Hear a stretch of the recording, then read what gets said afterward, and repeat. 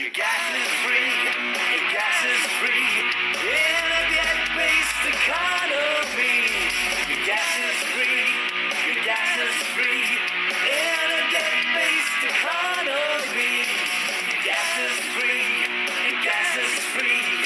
In a debt-based economy. Your gas is free. Your gas is free. In a debt-based economy. Here's the Webster Report with Paul the Gasman Webster.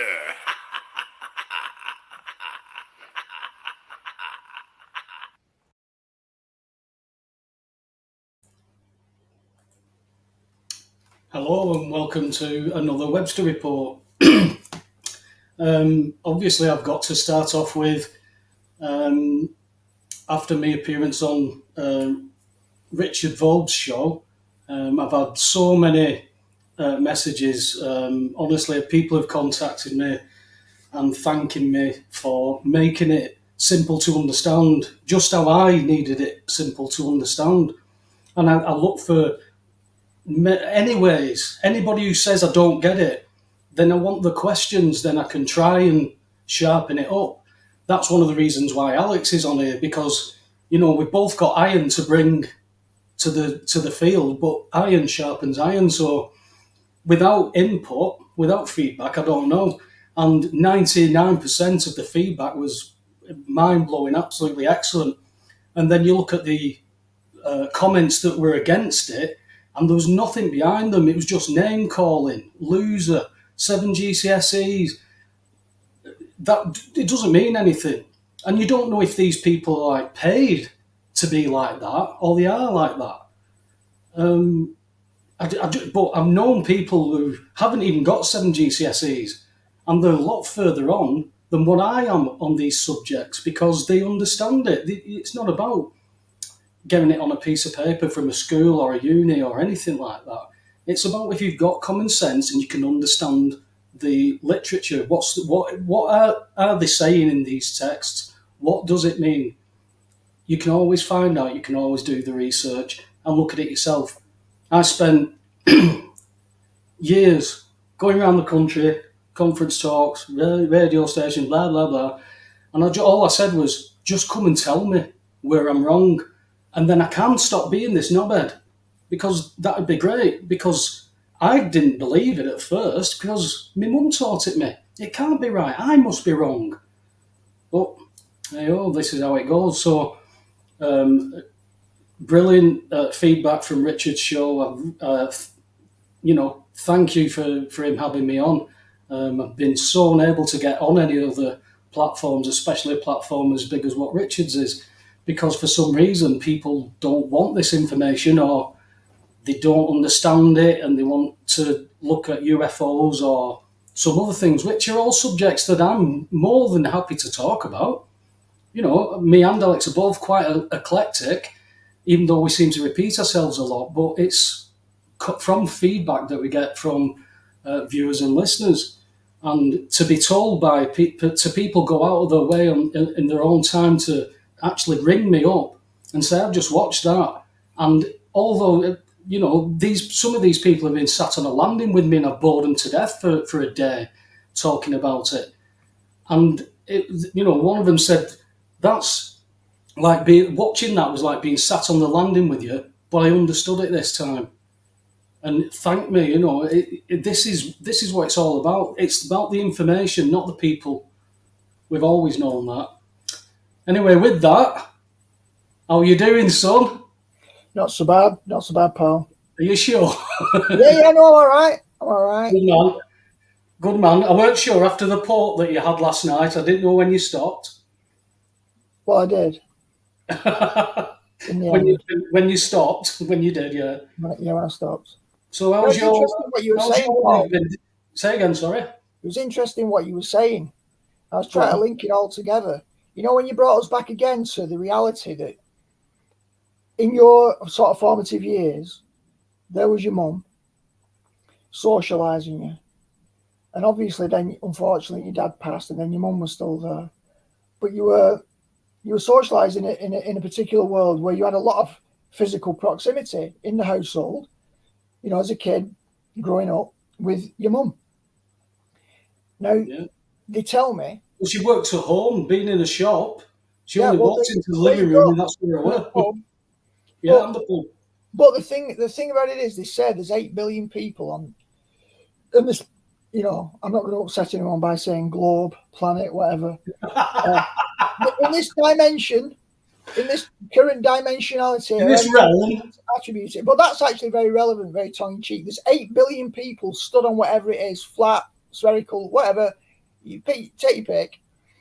Now, people then think there's 8 billion people living in one world. But the reality is there's 8 billion people living in 8 billion different worlds. And you lived in this same house, spent a lot of time around your mum being socialised there. She worked from home. So clearly, it looks like the two of you are in this world very tightly knit together as family are. But in reality, what you're really saying is, even at that point, you were living in two different worlds. There was overlap. Well, to interject, my dad was the balance to that, because my mum would tell me everything about the world, what I need to know, what I need to do, house job, blah blah blah, and my dad was teaching me the other types of things. Whereas my mum always told me to, if I think I'm right, to stand up for myself and use my common sense. My dad would leave open questions. I think we spoke about it earlier about my dad wouldn't have understood what Socratic thinking was, but that's how he used it. I use an analogy of when we both watched a JFK documentary on BBC Two, something like Horizons, when I was about 9 or 10, and we were shooting air rifles at the time, and this third bullet came through Kennedy, stopped, turn right, stopped, turn left, because only 3 bullets, this bullet had to account for all these injuries. And when they said it stopped and turned right, I turned to my dad and I says, how did they make it do that? And they just went, they can't make it do that. Well, how's that do all them injuries but if it can't turn right? Because it's going straight. 10-year-old, I knew what a bullet did. I've seen enough films. My dad was Dirty Harry, I was Dirty Harry, that type of thing. It was just left me with questions. But like you said, life takes over. And remember, I've been programmed to, this is what I've got to do. Oh, I'm coming up to 16. I've just finished my exams. I don't know what I'm going to do. Bang, my dad's gone. That rocks your world. And you then smother yourself into the world. And that's where I did everything. I had envelopes with gas written on it, money inside, electric, money inside. So everything was paid all the time on top. That's how I was taught. Yet every gas bill, every electric bill I got had a joint gyro credit check attached to it. In the early 90s, when I started to have to live like that. And then when we got to 95, 96, I believe it was British Gas that got done for double dipping. I can't find it online anymore, but I know I have a memory that it being on TV that British Gas was done for double dipping. They'd been fined, and it coincided with all the advertising to go direct debit. Will knock you a £5 or a £10 off your bill. Well, then you'll never see that gyro again. And that means they just have access to all those funds unless you go for them. And again, we discussed earlier, if I've decided to promise to pay and not use that gyro, that funds those funds that have been put there into the Santander Commercial Bank, they sit there, then they're siphoned off to an abandoned funds like a lost property. Well, 3 to 6 months later, nobody's claimed it. Where's it going? It'll go back to HMRC. And the utility company seems that they must have a little bit of a handshake there to get some benefits from it, because other than that, they should be fulfilling their obligation. But they aren't telling us that. And the problem that I have with that is HMRC should be suing the company for committing fraud against the taxpayer by not fulfilling their obligation. But when you go into the courts to try and show that, you can't even get that far because the courts are shutting you down. So if you use common sense and logic, you can only see that HMRC, the banks, the judiciary, and the utility companies all seem to be not knowing what people want to do with this instrument under the Bills of Exchange Act. Does exactly what it says on the tin. Yeah. Well, we've got our real world remedies, Paul, that you talked about. You talked about it on Richard's show. Some of the commentators were trying to say, yeah, but you didn't offer a solution. Or, oh, that was a bit negative or pessimistic. You've not left us with any hope. But what you did do, you doubled down and made very clear that the reason that there won't be any hope and will continue not to be any hope is because people who've fallen into this trap are not taking actions individually to correct it. So there is no, like, all singing, all dancing horses coming in and going to rescue us. In that sense, at least, we are going to have to become, as you say, claimant and in their jurisdiction. But we're going to have to do it and try and turn it round using, the instrument that's been provided. But obviously, that's a real world issue. Now, what if people still lack the courage? They're fearful. They feel that we've not got enough strength in numbers, so they decline to do it, even though they know that they should, even though they understand that is the way to go. They lack confidence. So we've still not got enough people wanting to do it. So what's the alternative? Well, I think on a psychological level, that's why I was talking about 8 billion people in 8 billion different worlds, rather than 8 billion people in one world, because we all tend to think we're all operating on this one same world that we're all in. And I don't think that, even though it might seem common sense to describe 8 billion people in one world, I don't think it's the most helpful way to view it. Because do you remember that video game? It's really clumsy and clunky in its graphics, but it's one of the most popular ones of all time. You get it on PC and everything. It's called Minecraft. Yeah. You wasn't my type of game, but I remember it. That's what I mean. But it's an absolutely massive kind of cyberspace in which you can go into all these different worlds and build your own world, can't you? Say again? You can build your own world. Well, that's the whole idea. That's the whole idea. Now, it might seem quite mundane, quite tedious and quite boring, yet it's got an enduring popularity, and we might want to ask why that is, because probably in our own lives, within our own subjective space, rather than on a computer screen, it seems to me that we are not building or cultivating worlds that suit us. We're not having a particularly creative or expansive imagination about how we might design our inner spaces, our inner world, which is where most of the meaning comes from, initially at least. And then we've got to get that out into this shared construct, which we call the world. But there are many things we can't influence directly, like the World Economic Forum. So the problem that we've got is because we can't influence it at that level, this is when things can become what people might consider to be mourn fests. And then all the trolls come on and say, well, you've not offered solutions. It's just a very pessimistic worldview. They can't bridge that gap because we don't have the power to make a difference at that level. But here's the point. If, like with Minecraft, we've all got an inner world and we're not duping ourselves that first and foremost, we're shaping the world out there, because most of the time we're not. Whatever you do now, whether you decided to drink a cup of coffee or go outside of your front door and throw a stone at a car, it's not going to make massive ripples in the pond of life. So the thing that makes the most enduring difference, I think, is when every person comes to understand the richness of that inner Minecraft world that they could forge, build, because that's where all your resilience comes from. And you're building a model of the world and the way you want the world to be. So that first contact you have with the outer shared construct is the way you tend your own inner world. And you've got to build your understanding there. It's like knowledge of God and knowledge of self can't be separated. If you've no clue who you are, you can't possibly know God. And I don't know if I mentioned last week, but that parable, I'm not going to go on too much at this point. It's just an illustration from the New Testament about these two people. This Pharisee who was looking up to heaven and thanking God he wasn't like this tax collector, this sinner by the side of him. Well, that showed an image, a view that he had of himself as superior, as righteous, at the same time as he claimed that was something he could say to God outside of himself. Whereas the tax collector wasn't even willing to look up to heaven and beats his chest and said, basically, Lord, have mercy on me, a sinner. So this guy, this tax collector, this despised tax collector, in his internal conditions, knew that compared to Almighty transcendent God, he was unworthy. So he had proper self-knowledge. He understood who he was in the light of a greater force. Whereas the arrogant religious type person, right? He was confident that he knew God, had absolutely no knowledge of himself and his pride. So you can't separate knowledge of God from knowledge of self. So if you don't know yourself very well, I don't know what kind of God we're going to be talking about. Like mercy and forgiveness, they don't happen in abstraction. They happen in real world situations involving other human beings. So I think it's important for people to get a grasp that first and foremost, you impact and shape your inner world.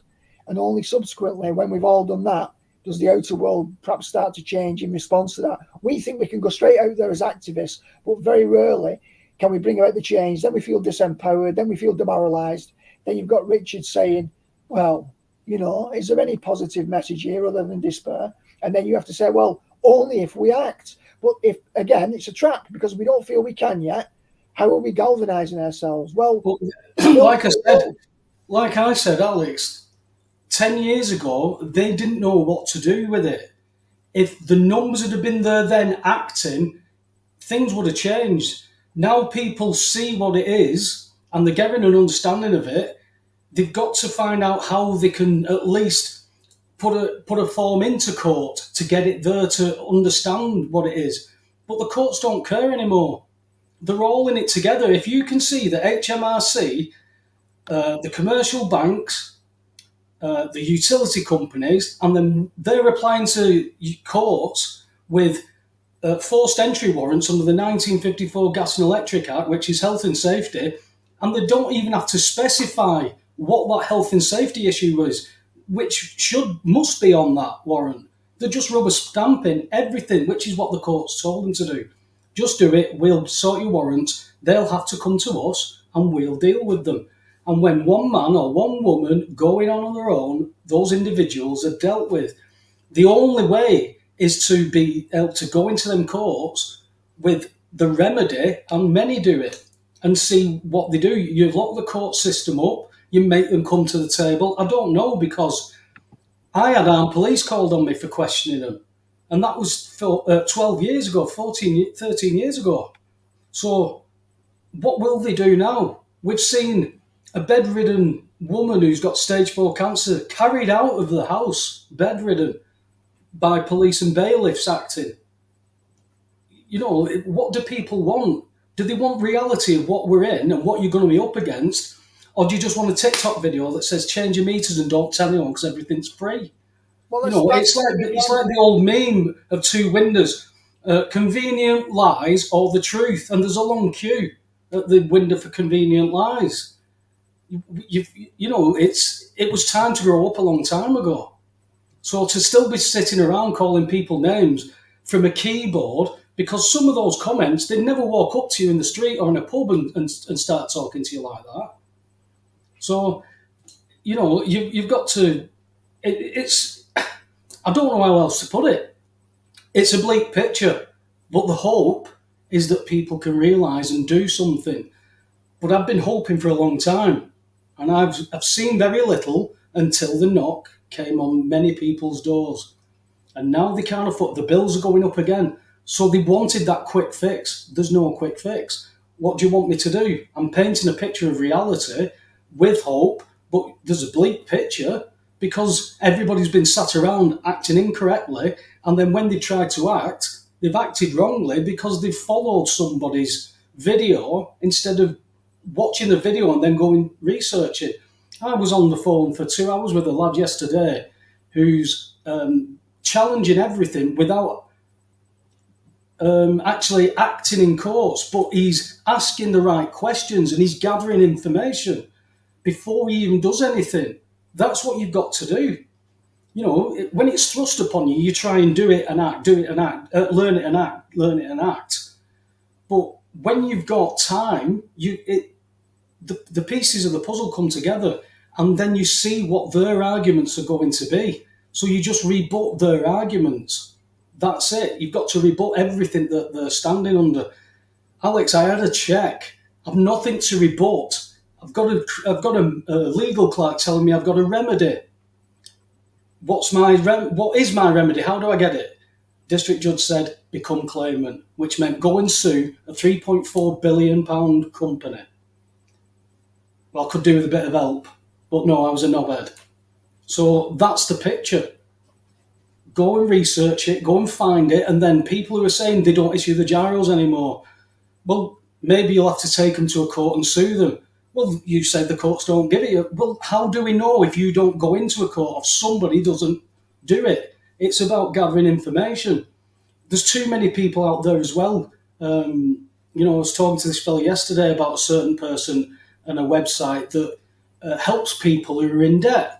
But they're creaming it and putting people into court and they're losing everything, but they're getting a payment out of it. So people are taking advantage of people who are already in dire straits. Until those people who are in dire straits can actually act for themselves and not rely on anybody else, they're less likely to put themselves into the sharks' tank, aren't they? You've just got to know what you're doing and pick your battles. I've had it from people who've direct debit indemnity clawed back everything and said, I'm not paying anything, they've lost everything. And then I've got people who want to take on council tax when they own the house and they wanted to base it on that they pay terrorists for it with it. These are arguments that are just going to lose the case. And anybody who's got a remedy has got to beat that because you're going to be treated as the same as the one who lost. So it's been made difficult. So that's the truth about this picture. Again, 10 years ago, it wasn't this difficult. But now we can only deal with where we're at, Alex. So if the people want to know what to do, people have got all these different ways to do things. I went with what they sent me, which was ideal, perfect. Endorse it, give it back, done. What do you mean you're not accepting it? You've given it to me. You've issued it to me so I can do this. That's what the Bills of Exchange says. No, we're not doing it. Okay, well, we can't put them on notice because I might as well tell the cat. So the only place is to go to a court, become claimant and say, this company is not fulfilling their obligations. I want to use this under the Bills of Exchange Act to set off my bill as creditor. That's why they've issued it to me. If it's not being issued, then they've got to go and start saying, well, I'm a creditor, and then prove it. But that, again, is difficult because you've acted as a tenant. You've registered, if you've owned your property, you've registered it in commercial. So you're actually a tenant in your own property. That's why you only own a piece of paper. So you've got to rebut all that. That's it. That's not easy. And you need numbers. Maybe rebut every one person, rebut every point on the same type of case. That's what we tried to get people to look at years ago. But once the group started to grow, that's when all the knobheads come in and caused all the unrest, and people just gave up because they could still pay. Well, we are where we are, Alex. Well, you see, we talk about gathering information. You mentioned that quite a lot. But we've also got to gather courage. See, the thing about information is it's all about, a lot of the time, quantity of information. You need the right quality of it, but you need quantity of information, individual pieces of data and information that hang together. But you also, as well as that quantity, you need quality. And courage is a quality. It doesn't matter how much access to correct information that you've got. If you don't have the courage, if you don't have the inner resilience as an individual, then yeah, you will rely on numbers. But numbers are just groups of individuals, so it still comes back to the individuals. And the point here is we're obsessed in our culture with quantity of information, quantity of numbers.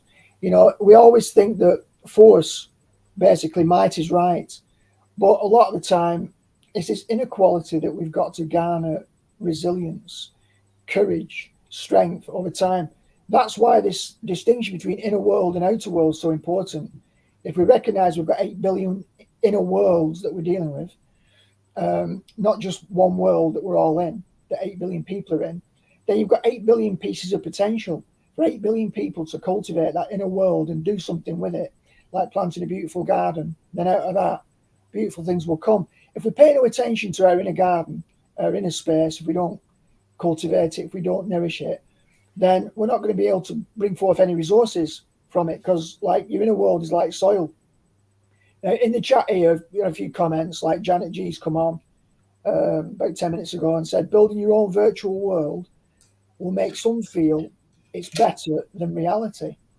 that's a risk. Some people do go in on themselves and almost go insane. So it's important that when you go into that virtual world, that inner world, if you like, in yourself, to galvanize yourself, and if you do feel better, that you might be tempted not to come out into reality. Well, it's important that you don't make that mistake, because what Janet's saying there is correct.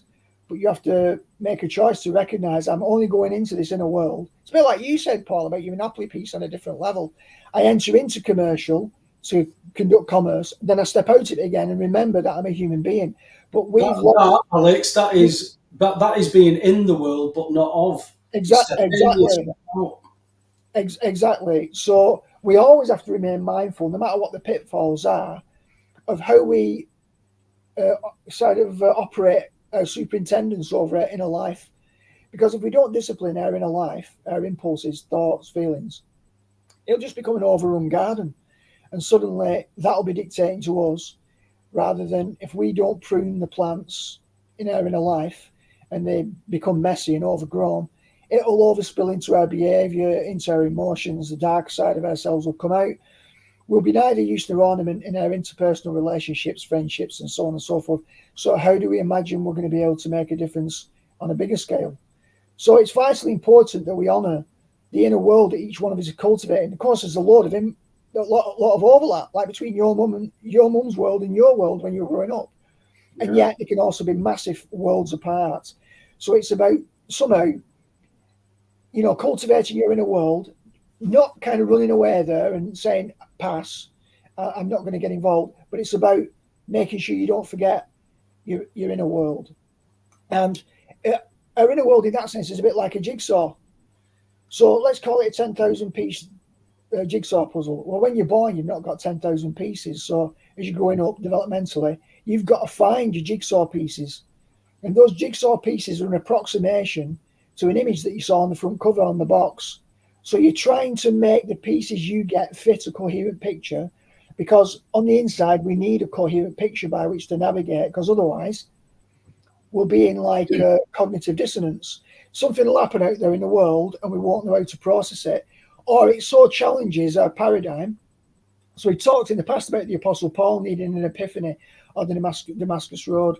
Some of us need unbelievable amounts of pain before we get this epiphany. But what we're trying to do then, Paul had to totally reconstruct his original Pharisaic, Jewish, Christian persecuting roots because of this experience that he had of Christ, and suddenly had to reconfigure all of his reality. If you look at where he come from, being just in the law, he knew that Torah, he knew that Tanakh all inside out. He knew it verbatim. Then when he got that revelation of that condemns you, that's what blew him over to the other side. When you were talking about creating this world, right? Because you were right in the sense that 8 billion people share one world, matrix, whatever it is. But my world where I am now, with my monkey cat here, and you're in a different world. You're not looking at what I'm looking at. So that is your reality. This is my reality. We share a platform. You always hearken it to the holodeck, don't you, on Star Trek? I know what it is, but I didn't watch that Star Trek. But I can imagine, just like when I use the analogy of the Harry Potter font, where they pull the memory out of their head and they drop it in that font, stick the face in it, and they're there. Mm-hmm. So where do we go at night when we sleep? Do we go into a different realm spiritually, whatever that is, to try and, torment us, make us better, wake us up, give us a revelation? We know that as God has spoken many times through dreams and visions. So, everybody remembers certain dreams. Some people don't even claim they don't even dream. Yeah. But it depends. I suppose it depends on how connected you are with this world and the world that we shouldn't be in. So what happens is the world that we are born into has already been constructed.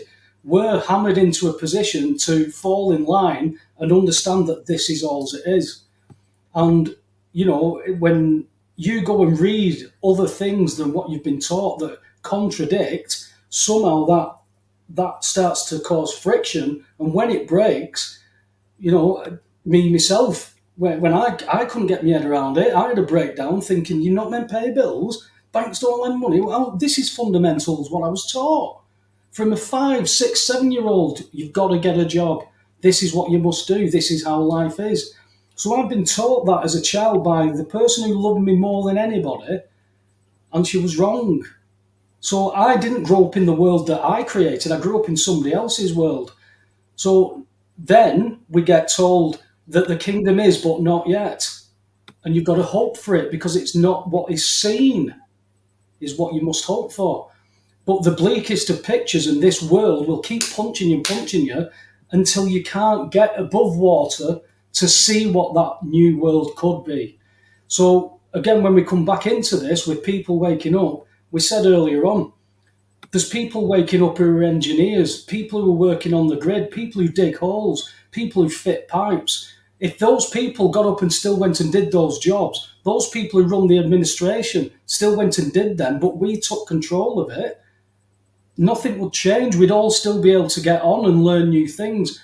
But they're putting us into a position where for us to do that, it's going to cause civil unrest. And we've got a lot of other distractions going on as well, haven't we? With immigrant situation and all that kind of stuff. So they're almost promoting civil unrest because that's what they're ready to deal with. That's why going into courts with a remedy 10 years ago, you would have shook some foundations.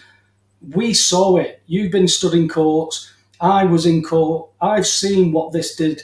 I saw how hard they had to work behind the scenes. I saw a court manager ignore 3 letters to tell me why armed police was called on me. The police couldn't tell me why armed police was called on me. So again, we come back to what that world is and what are we going to construct. We're being promoted a scarcity, that it's better to kill people for the sake of the planet. And these people actually genuinely believe that's what they're doing, is saving the climate. And it couldn't be further from the truth, because it's just a pack of lies from start to finish. And now, with the first bird flu case that's not been transmitted by a bird to a human, what do we get next? Get your masks ready, get your social distancing ready, lads, girls. That's what's coming. Who will bite this time? Will they bite? This is the future. What I've got to hope is going to change. And you tell me, Alex, from your experience with humanity on the majority, are they waking up? Are they wanting to do anything? Or is it just still this world and we just go along to get along? Nobody wants to say the truth anymore. Radiographers asking men, are they pregnant before they do an x-ray? There's something not right with the world. You're not wrong. I'm not wrong. Yeah. Well, it's not clear, is it? But this is why I'm saying we've got to come back to cultivating our own worlds. And if you don't do that within yourself first, you're not going to change anything in the outer world. Simple as that. Now, what Émile Durkheim, the French sociologist, wrote a book called Anomie, which simply means, well, it translates lawlessness, but it was called suicide. And it looks at how when people have an orientating frame for their life, if some cataclysmic shock comes in and just fundamentally disrupts that system, and that person lives in a world where everything is stable and there's a major impact event, like a meteor strike, but it's a meteor strike on our lives, that tends to be the point at which we review it. It doesn't even have to be like a psycho-spiritual phenomenon. It can just be the impact on psychology of some radical, unplanned, unexpected events. So Would you want, aren't we? Say again, pal. Would you an event, aren't we? Well, the thing about it is, obviously, this has existed in many traditions. So archetypally, we get these types of things. So, whether you've got Christian values or not, people in various types of traditions. So tarot readers have got a tower card to symbolize these radical disruptions. Astrologers have got the planet Uranus for sudden unexpected events that can affect things seismically and so on and so forth. And these things are shown to be pretty much accurate. So whatever we're talking about, these radical disruptions have always been codified in mythological structures, divinatory structures, and in the structure of eclipses and certain celestial phenomena. People were always reading things. And the reason that they were reading them and reading them successfully was because there was a correlation. Even if we didn't understand why it worked, we understood that it did work. So, ultimately, when these big cataclysmic events happen, it shakes sometimes the collective consciousness of human beings, which has a greater prospect of immediate results. Sometimes it just affects people on a local level, like a flood. So when I lived in Mytholmroyd, and there were regular floods around Hebden Bridge, Mytholmroyd, you'd get whole communities impacted. So that's not as significant a shift as it would be as a global event, but it's more of a shift than an individual crisis, like a beloved family member dies unexpectedly. That tends to have reverberations which are perhaps not as widely felt. But at the end of the day, this is why pain and suffering and difficulty, these things have abided and endured in all sorts of spiritual traditions as connected to psychology, because they have this great capacity to shake us, because it impacts us massively and disrupts this inner world. Now, again, I'm just using this not because I'm a Christian, which I am, but the words of Jesus when he talks about the parable of the wise and foolish builders. And he talks about those people who built on his word, like building on a rock, and those who didn't build on his word, like those who built on sand. And then he talks about the metaphor of the floods coming and the gales and beating on those structures. And he says, and those structures that are not fit for purpose, when they come under assault, collapse. That's when they get tested. Those that have been built on solid foundations, when they are tested, they withstand that. So when we build inner resilience, a bit like the words of Jesus, which obviously we relate to the Bible, the word of God and biblical truth if you're Christians, it still applies to your internal world. All the structures of your inner psychology, all your resilience, all your beliefs.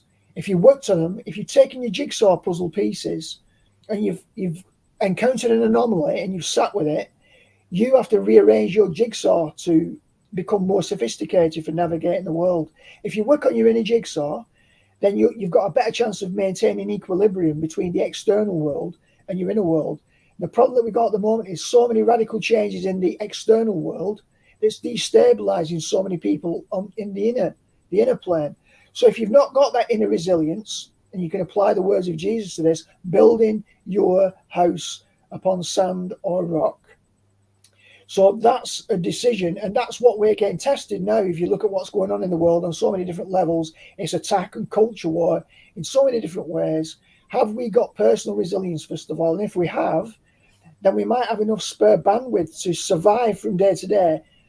And that's part of the design. They're doing that to wear us down and put us on the hamster wheel so that we don't have enough spare bandwidth to take the system on.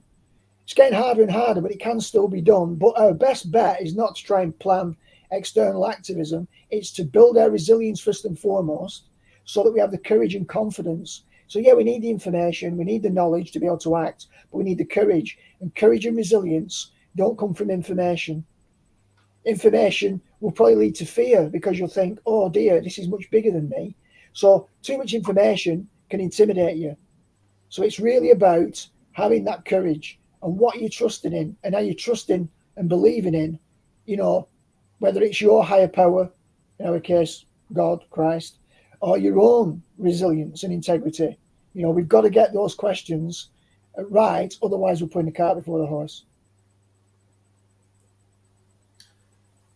To answer that question there, I don't know if you're telling me that you avoid paying tax there, so I don't know what you're saying, but you might be on benefits or whatever or something like that. People who are on benefits are supported by taxpayers. That's what this system's meant to do. So there is no poor, but they're being robbed as well. The elderly who've paid into the system live off the benefits. They are the same. The taxpayer pays for it all. That's that band that does all this. Some people can't work. They can't work at all. What do we do with them? We can't tax them so they don't get anything. That's not how humanity is meant to work. It's just this certain humanity has been hijacked by people who've been put in positions that have got an agenda. It's that simple. And when you vote these people in, they've got 4 years to do what they want. But you can protest, stamp your feet and cry and wave your arms and wave flags and glue yourself to the M25 and things like that. But you're still getting what's coming. Protest is legal acceptance at the end of the day. Yeah. So to answer that question, like I say, I don't know your situation, Jen, but it's basically that simple. You know, if somebody comes back from the army and they've been injured by an IED or something like that, at the moment they're just being cut off from the army. They've nowhere to live. They're not getting the right kind of benefits. They're not getting the help. They've paid their price. They've paid their dues. I've got an They're angle on not being this. anti-Semitic with that. They've paid their dues, so they get free gas, water, and electric. It's that simple. We're meant to be a society, but instead of us being a society that works together, that comes together in community, we work in a company because of this system. We're treated as being in of the world, not in it. We're of it. So if we're acting as of the world, they can choose what they like. They could introduce legislation next week and say, on Tuesday, Alex, on Tuesdays, you've got to be known as Sally all day. And if you decide to call yourself Alex, we'll fine you for the first 3 occasions, but then you'll do a week in jail. Well, they can't do that. Watch it. It's happened throughout history. Ridiculous legislation that's done that to people. And we've always had to bring it back because there's never a majority of people that change things in history. It's always been a small amount of people that have done anything. Sometimes it's been one individual. You know, we talk about what England was like when they had to rely on Latin for the translation of the Bible. Everybody was of the world. Then all of a sudden, William Tinsdale goes over to Europe, prints the Bible in English and ships it back over, and people are reading it in English. All of a sudden, there's this massive revival, and they don't like William for that, so they kill him and burn him at the stake. Why would they do that for printing the Bible? Let me think. So the history, if you go and learn it, will tell you what this agenda's always been. I think it was Martin Redding said in the chat room earlier that it's spiritual warfare. It's being fought in spirit, the realm we can't see, but it plays out here, and it plays out through us, and they teach us to do it. And you know, you can't say the devil's hiding anymore. Satan isn't hiding. Look at all the music industry. Look at the films coming out of Hollywood. It's changed. It's gone on overdrive the last 10 years, but it's changed from the films that we used to watch. My daughter went watching the new Beetlejuice. I said, what was it like? She went, shit. Because you're taking something that was different, unusual, a one-off. That was an interesting film. It's quite funny. Now you're mashing it again. It's like when you got to Jaws 4, The Revenge, where this shark is upset because Chief Brody killed its mum or something, and it follows Brody's wife to this place and terrorises them. It's bonkers. Michael Caine's in it. Michael Caine was approached one time and says, "Hey, I saw you in that Jaws 4. It was crap." He says, "Oh, was it? I've not seen it." He says, "But I saw the house that it bought for my mum." You know, they're just churning crap out because it can make money because people will go and watch it. Well, that's a distraction. After you've worked all week, you want to go and do something and switch off. Well, if they can pummel you for a week and you switch off at the weekend, then the world is sucking you in. You are going to be of the world. I certainly was of the world. And then I realised what the world was doing and how it was being constructed. You talked about making our world. Well, we've got ourselves, we've got to get that right first, because that's that spiritual connection. Without that spiritual connection, we are doing what we're told. You know, you've got people in 1891 saying that we will be able to destroy the soul, cut you off from spirit, with vaccines. You know, they've told you what they want to do. All you've got to do is go and read it. What your response you get is, well, I've got a life. Okay. Yeah. Well, I think on this point that Jen made, I'd also say that it isn't about your individual taxes. The point is the taxes that we all pay collectively go towards maintaining the infrastructure. So that's a public resource for everyone. It's the infrastructure for everyone. And it doesn't matter whether an individual does or doesn't pay taxes. There'll always be enough taxpayers collectively paying, and that's what's paid for this resource. So that's it. Done and dusted. It's just, it's going to be interesting to see. You know, like I said, the feedback that I've had, the contacts, the calls I've had, was quite humbling. You know, for people to you know, it wasn't just one or two. It was people contacting me and saying, "I've never heard it explained like that before." Well, it was explained really simple to me, and I understood it very simply because it only applies common sense. And if you've done any kind of accounting, and I don't know double entry bookkeeping and all that stuff, but when I was treasurer of a football team, if I spent the club's money on something for the club, I must put a receipt in to say that's what I've done. But HMRC are spending the HMRC are collecting our money, the government is spending it, and they were issuing gyros, which was the receipt to say, look, well, we spent it on that. Can you sign that so we can balance the books? But we're taught not to do that. We're taught to pay, which means they can't balance a set of books for the creditors, but they can balance the debtors. Well, they just raise the rates on the debtors, which applies to us, shopkeepers. So they raise all the business rates, all the council tax rates, and then all the rates on the gas, water, and electric. And they treat you all as shop owners and shopkeepers. But you're not your creditors, and they've just left that account. So all the taxes come in, they do what they like with it, but they can't account for your money because you won't let them account. Now, if they've written it in the books ready to balance it, if all the receipts came in, are they that diligent? I'll tell you, 10 years ago they weren't diligent because they were just used to people, nobody coming to courts, bang, bang, bang, bang, bang, bang. That's why Thursday is still known as Money Day in magistrates' courts, because that's when they do. Nobody goes and contests. So that's where it needed to start 10 years ago. But standing there saying I'm a man and I have no contract, as I said, you might as well tell the cat.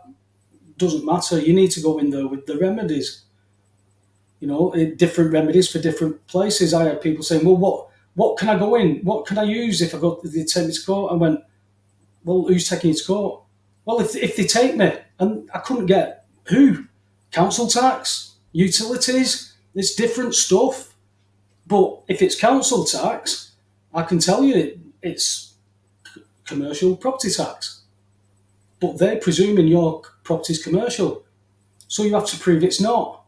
And that's what we were doing, and they danced around it all, trying to find where they could apply it. And because a term like reside was used, which is residential, that can mean commercial. At this moment in time, my arbitrary decision is it could be commercial. I'm not listening to anymore. That's it. That's the law system we have. It's not justice. It's commercial law being applied inappropriately. It's not illegal. It applies to businesses.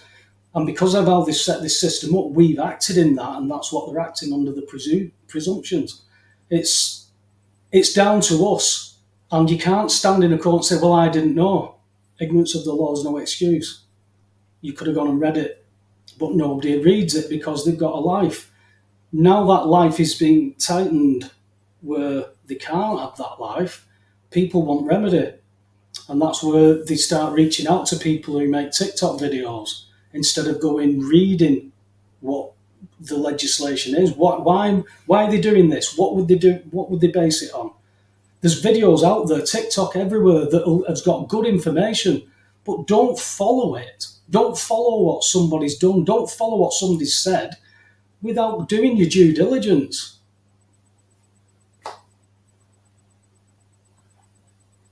You still with me? Say again. Are you still with me? Yeah. Unfortunately, though, that's not what people are doing. So we can't get away from. You can lead a horse to water, but you can't make it drink. This is a problem. So we're not going to escape the events horizon, which is what you said many times about Niemöller. Once it's real for people in their own world. See, the point is, people try and run away from stuff. They leg it, fight or flight affects us on so many different levels. There's so many different ways, so many ways of avoiding, dodging it for as long as possible, hoping they'll take somebody else first and get fed up. And that leaves us in a sticky wicket, really. But they will do that. They will leave people alone if they've got some. If they're tough to deal with, they'll leave it until they've got something really solid. I know people that people are trying to have attempting to steal the property of this person again, and he's fought like mad for it. So they're still going to try, but there's many people coming together and stopping it. So they're then not saying they're coming and then not turning up. But then they've turned up when people don't expect them. And this is the cat and mouse game that we're all playing now. They've got pushback. Is that pushback going to be enough? Because, like I said, that energy bill, the legislation that's in that about coppers red key indoors for utility companies, if you refuse to have a smart meter because it's now public policy under the climate change, what are you going to do? Police are going to be told to red key it, and that's what they're going to do. Police help bailiffs carry a woman who was bedridden out of her house that she'd paid for 25 years, but because of the fraud that's gone on, she couldn't afford to pay that mortgage, so they went after that equity. And bailiffs made money on it. The police haven't got a clue what they're doing. They're just being told what to do. But they're being hired for the day. They're a business. You can hire a copper. Told you, go and hire a copper next week, Alex, and have a walk around Blackburn or Darwin and see what crack is. You can hire them. I don't know how much it'll cost you, but you can hire them. It's what the football grounds do. We don't pay for coppers to go and do that. The clubs and everything pay into it. So we see it's all commerce. So that's all of the world. So if you're born in the world and you're taught you're of the world, you've been pulled right away from anything that can be with God. And God said, look, don't do that because you can't be with me. But if that's your choice, I love you enough to let you go and do it. I won't stop you. But please don't come back. Stop doing that. These are the rules. If you stick to these rules, then you can be with me. But you can't stick to these rules. So guess what? My son's come and fixed it for you one time. All done. No more sacrifices of animals. No more. It's all done. End of. Just believe that. That's how simple it is. But people are so of this world, they can't even have an open mind to try and take that in because they're so enclosed, they can't get away to look at this bigger picture. Well, I can't remember. I think it's in the Matrix where he gets punched or hit so hard he flies out of his body. No, it's one of the Marvel films I remember seeing it in. It was a good analogy. And he gets hit that hard. He's never been hit before. His spirit flies out of his body and sees himself. He's got hit that hard. Well, that's what happens when the blinders come off of this world. That's what happened to me. I was, whoa. That's why it took me so long to believe what I was looking at was true. And I just didn't believe that I could understand it when I was talking to people who I thought were much better educated than me, that they should understand it. They should be able to go, oh, yes, that's right. I tell a story of a prisoner that I had on my landing in for tax evasion. He wasn't a solicitor, not a barrister, he was a commercial lawyer. And I said, so what are you in for? He said, tax evasion. And I looked at him like that. He went, we all do it, Webby. He said, just the big boys didn't get paid. Somebody messed up on my level. So they cut the rope on our level, and some of us got sent down for it because our level needed to be taught a lesson that if the big boys don't get paid, that's what happens. He got 6 months out in 3. we made him a number one orderly straight away because he can do all the forms. Any prisoner coming to me about an application, go and see him. That was how simple it was because he could do all that.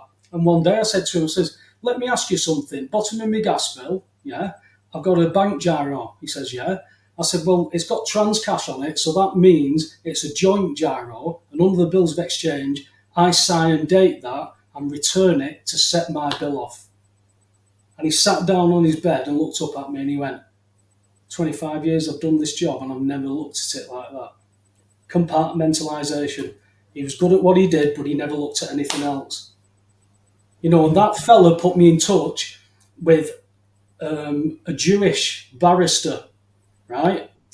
And he said, just you can contact him. He's mainstream. I got him offline and spoke to him. I sent him a message, and he rang me. Oh, hi. How can I help? I said, well, I was put in touch with you by this man, and he said I thought I could bounce some ideas off you and get some info. Oh, tell me. When I told him, he went, no, that will never work. I've looked into that, and no, it doesn't work. We can't do that. I can't help you. I said, I'm not asking you to help me. He goes, no, it doesn't work. I'm sorry, but I'm not shouting. I says, you are shouting. No, I'm not shouting. Anyway, I've got to go. Put the phone down on me. He sends me this email apologising. But it was strange how he flipped to when I said it. It was almost like, no, I can't be party to this. It wasn't that it wasn't working. It was his reaction that told me, I know that's true. I've already been told in a court that it's right. Your mate bloody realised it was right, but now you're backpedaling, but you're a barrister. Can you imagine a barrister telling everybody that your gas were free? Phew, he's not going to have his licence long, is it? Yeah, so look at this. Jimmy's just commented. For 25 years, I've been hearing so-called experts saying the collapse is happening next year, and hey, it still hasn't happened.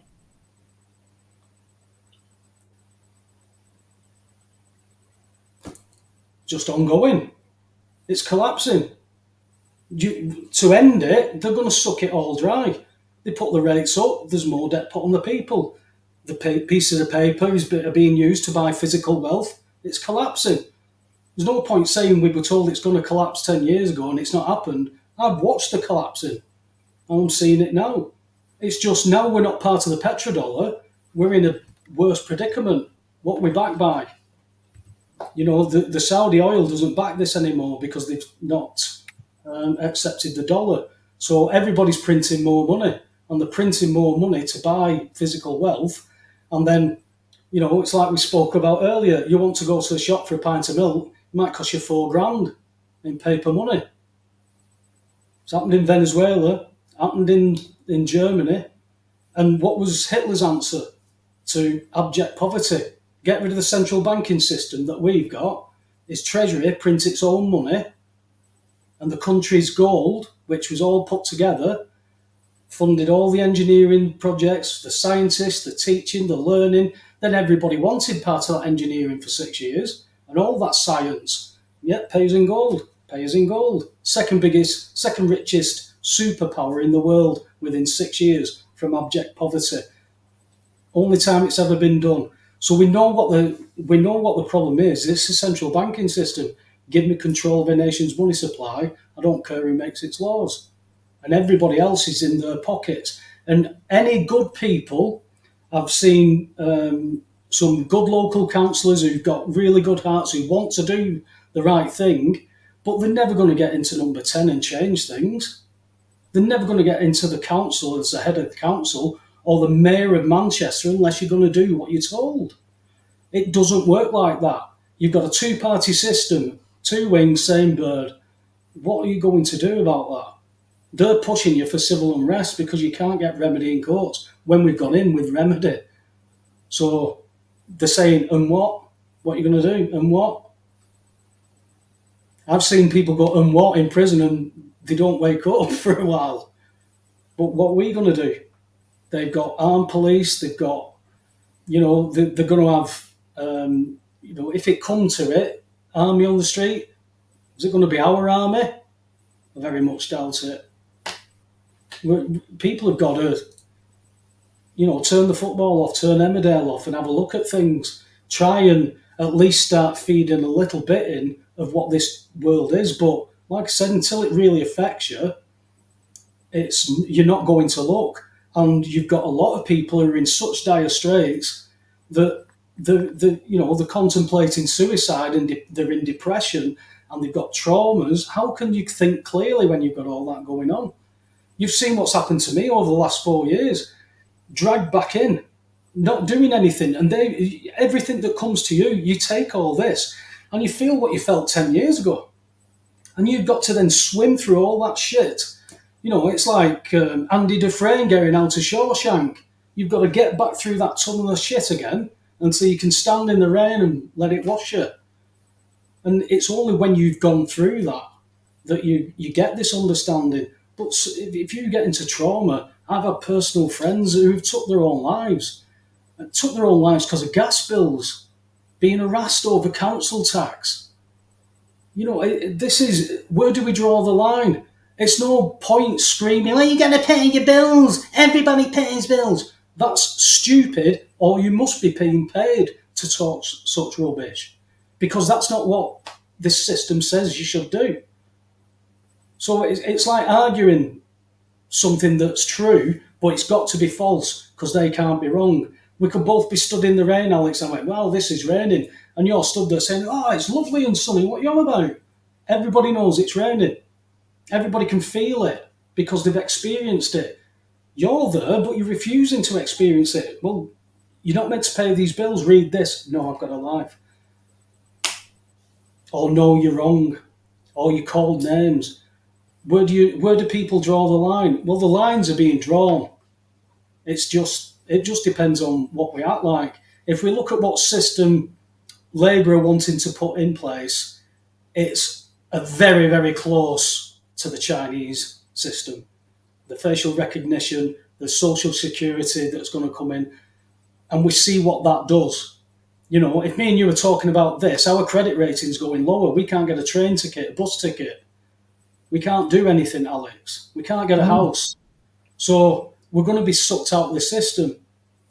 What do they do with us? Well, we've seen what China likes to do. We saw what Russia liked to do. We saw what Hitler liked to do. We've seen what these tyrannical societies do to their own people. And you've got people in this country and in universities now saying communism's the way forward, socialism's the way forward. I'm a Marxist. Have you read this history? Well, it's only if you don't know. This is where it ends. We've tried this. We know what it does. Why don't we do something different? It's the epitome of insanity, isn't it? Doing the same thing over and over again and expecting a different outcome. Sometimes you've just got to change things, but how do we change it? Well, we are changing it. We're changing it by talking. So if people want hope and not a bleak picture, start having an open conversation and telling the truth. Stop making things up and reading into things without doing your own due diligence. Because it's so easy for somebody to say, I did this worked, and then just go and do it. And then they get pushed back. So then they come back to that person and say, it didn't work. I had people sending me image saying that they'd sent the gyro off and they won't accept it. And I said, what have you sent? So they sent me a picture of a bank gyro with no trans cash. But they've written at a 45-degree angle and put stamps on it. What for? It's a debtor's instrument. The stamps only pay for the stamp duty of the document. Yeah, you own that document. That's what you've done. You've not paid for your gas. And writing on that instrument does nothing because it needs funds attaching. The trans cash just needs your signature, no funds attached. That's what the difference is between those two.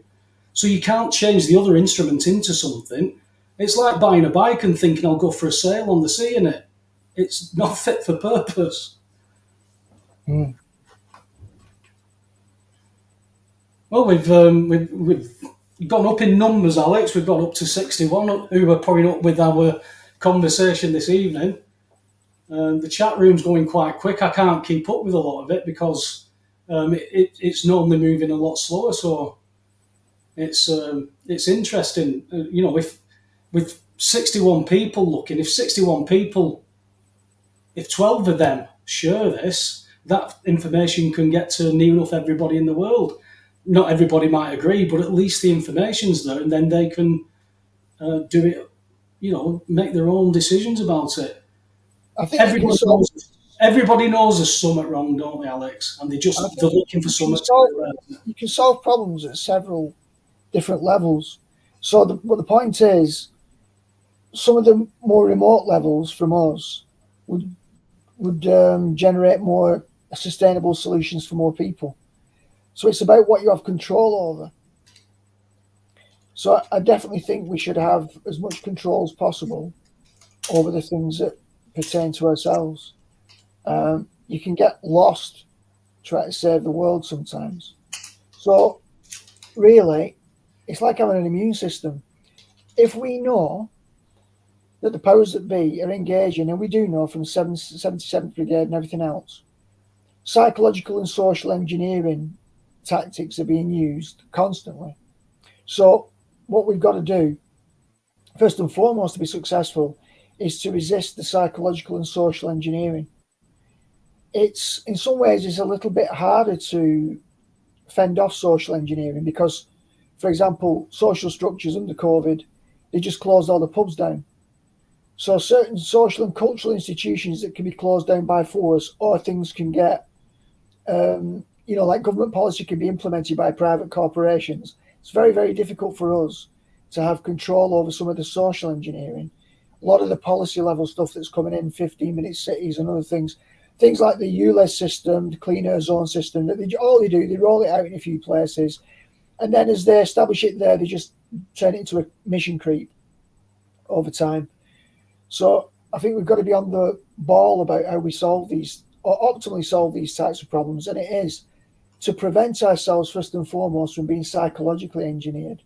And in order to not be psychologically engineered by a force that is proactively trying to psychologically engineer you, is to psychologically engineer yourself.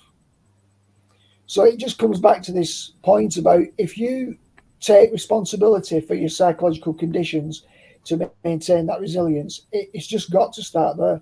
If you don't, your psychology will be dictated to by what they're doing. They'll shape you, they'll manipulate you, and that's supported by the social and cultural engineering that they're doing. So our biggest resource is ourselves. And we have to work on that diligently because it's so easy to fall into their traps. They set the agenda, or they say jump, we say how high. Well, we've got to say no, actually, not just becoming claimants, but we're going to say jump. We're going to make you jump to our tune. We're going to make you answer our questions. We're not just passive recipients of what you're rolling out. We're going to ask questions. I have got a mouth and vocal cords and a brain, and I'm going to ask difficult questions. And you can ask difficult questions without being arsy and drawing attention to yourself. You just ask very awkward questions. You don't have to get your blood pressure up. You can just be resilient and implacable. And these are the kind of things, the type of skill set that we've got access to, but we get ground down. And then we just get into infighting, talking shops, disagreeing over small bits of detail. And that's how they divide and conquer us. So you've got to give attention to that personal resilience first. Because if you don't, they will steamroll you successfully. They will psychologically engineer you. That's why they start with your own personal psychology, from you being born, from what you're taught, and then you get into a position where you're so isolated because you're speaking Southern Matabelean while everybody's speaking English. They don't understand what you're saying. You sound like a nutter to them. If somebody had told me that, I'd like to think that people would have reacted how I did. Because when they said, you're not meant to pay bills, I laughed and went, you're knobhead, why would you say something like that? And then he explained it. A debt-based economy, you're a creditor. Yeah, I've heard that, I know that. Well, debtors pay, creditors set off. Well, what do you mean set off? Well, a creditor gets this instrument and he shows me, gets his coat bundle out. He says, this is what I put in. There's the gyro, sign date, set it off. That means your bill's zeroed and HMRC can balance the books. which would lower the national debt instead of it keep getting bigger and bigger, because instead of you setting it off, you opt to pay. So the money that's been spent of the creditors' money can't be balanced. So they have to raise the rates of everybody's debts. All the debtors, all the shops have got to pay more because the creditors aren't doing their bit. But we're all classed as debtors. So the creditors aren't doing their bit. So that means that the Privy Council and whoever they own gets to share all the equity of the labour of the people. And that's because we took our eyes off the ball. All right, we've been lied to, we've been misdirected, but that's ignorance of the law, and that's no excuse. The people who run this system say that. We're not here to help you. If you don't know it, tough, you're coming into our world now. Some of these people will sue their own sons and bankrupt them and then invite them for dinner because that was business. How do you fight something like that, Alex? That's deeply entrenched from thousands of years. It's the same system. The Babylon system's always been there. They want to collapse that now and bring in the new final system, the new world order, that everybody has been saying it was a conspiracy theory for so long that I've run out of theories. There's a lot more facts than theories. So anybody who thinks that something is true, that's a fact, well, you better check that. Because we had a conversation, is there such a thing as absolute truth? Depends, doesn't it? Can truth be absolute? Well, it is. But the point is, there's more than one truth. So, that's the thing. Are all forms of truth connected? Well, that's a different, interesting question, but they should be logically. But there's different types, qualities of truth as well. So you could say 2 + 2 = 4. That's an agreement. And then you could say something else is true, like the sky is blue. But is it? That's a perception that we all have because of physics and, the optic nerve and the retina. And, sunsets, red sky at night, red sky at morning, all these things. They're grounded in experiences that show us patterns. And we see the phenomenon and we just go, oh, that phenomenon there, as I perceive it, is true because I perceive it as true. And then my neighbour reports a similar experience, so that confirms that it's true. It's not. It's just an experience that we attribute with truth. And truth is just a correspondence to facts as we experience them. But there is no objective colour blue, really. There's a colour and we give it a name with 4 letters in it. But why is that blue? Well, in a different country, they have a different word for it because it's a different language. It's like Jesus, isn't it? And he's Issa in Islam, and he's Yeshua for so many, and so we can go on. So does it matter if people reading the Greek version of Yeshua, Joshua, as Jesus, and we all got it wrong because we say Jesus? Is he still the truth because we used an assignation which wasn't the original assignation of his name in the original language? So it's quite layered, and we all have a different intuitive response to such questions, and we all talk about my personal truth. There are different truths, but truth is truth, and it's better than falsehood, that much is for sure. Well, when we get to, I always remember a guy, his name has drifted away from me at the minute, but he always used an analogy that he claimed it got him kicked out of the Royal Navy during a briefing or whatever it was he was doing, a presentation. And he said, well, there isn't an absolute truth in everything. And they said about mathematics being absolute truth. And he said what Tesla said. Well, if you go down maths, anything's possible. But if we can't physically reproduce that as an experiment, then it's false. It could be true in the future, but we don't know how to do it. But he used such a simple analogy. He said, well, 1 + 1 doesn't always equal 2. And they all laughed at him. So he put a magnet up on the board and then put another magnet to it. Said, how many magnets? They all said 2. He said, 1 north, 1 south, that's 1 magnet. He put another 8 magnets there. Said, 1 plus 1 plus 1 plus 1, all the way up. He says, is there 10 magnets there? No. There's 1 magnet, 1 north, 1 south. So 1 plus 1 doesn't always equal 2, but in our everyday life, we can come to a mental agreement that that is beneficial and agreeable with us.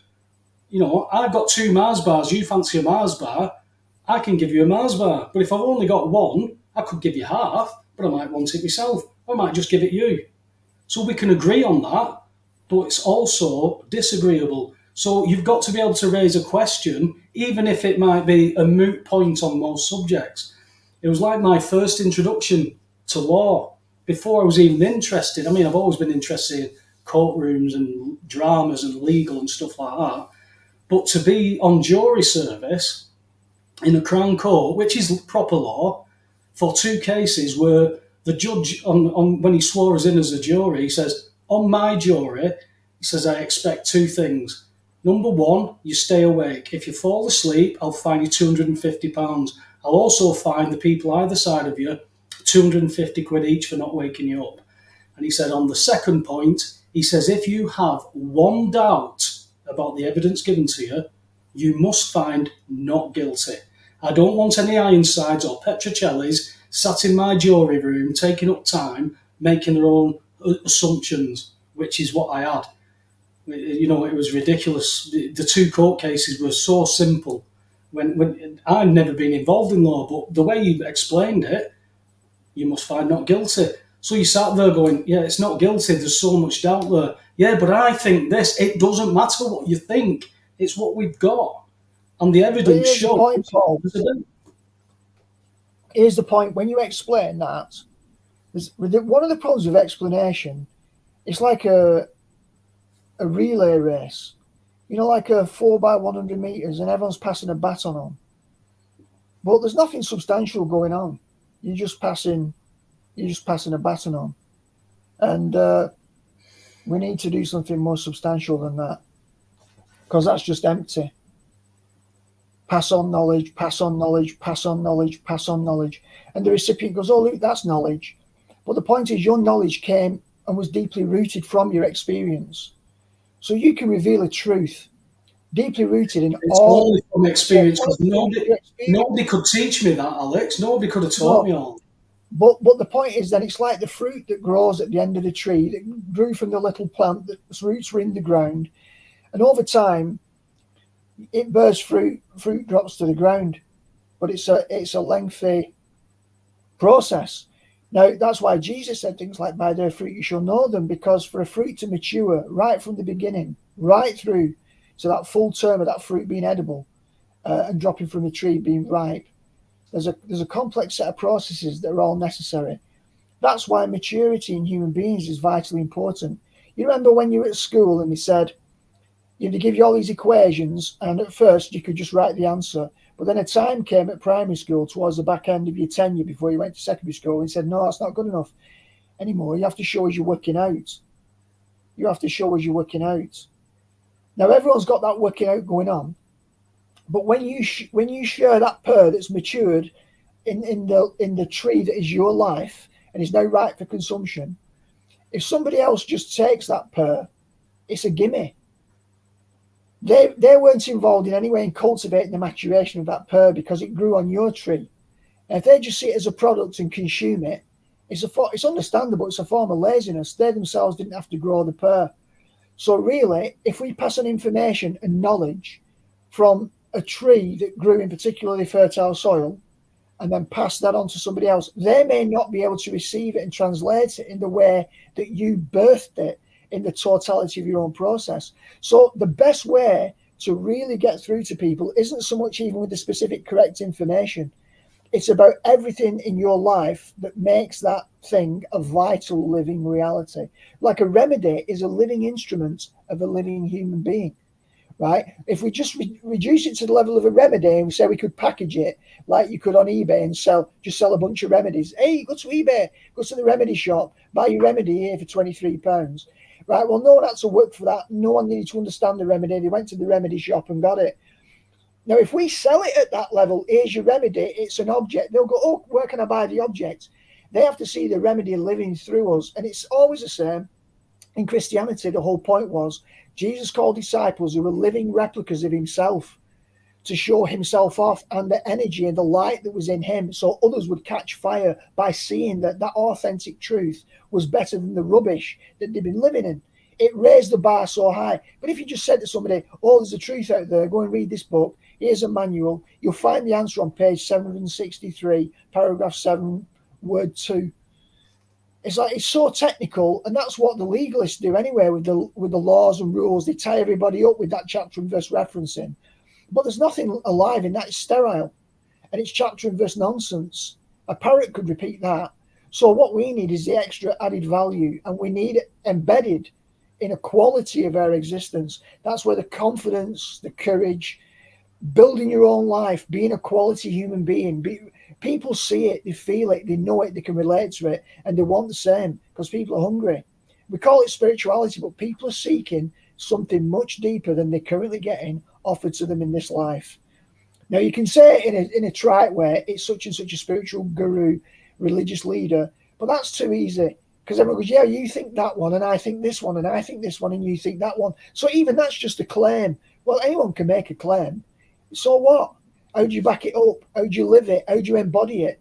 And are you really happy in your skin? These are the bottom line. And it's harder and harder to be happy in your skin in the world we're living in. But it's still our responsibility, notwithstanding all the crap that's going on in the culture war.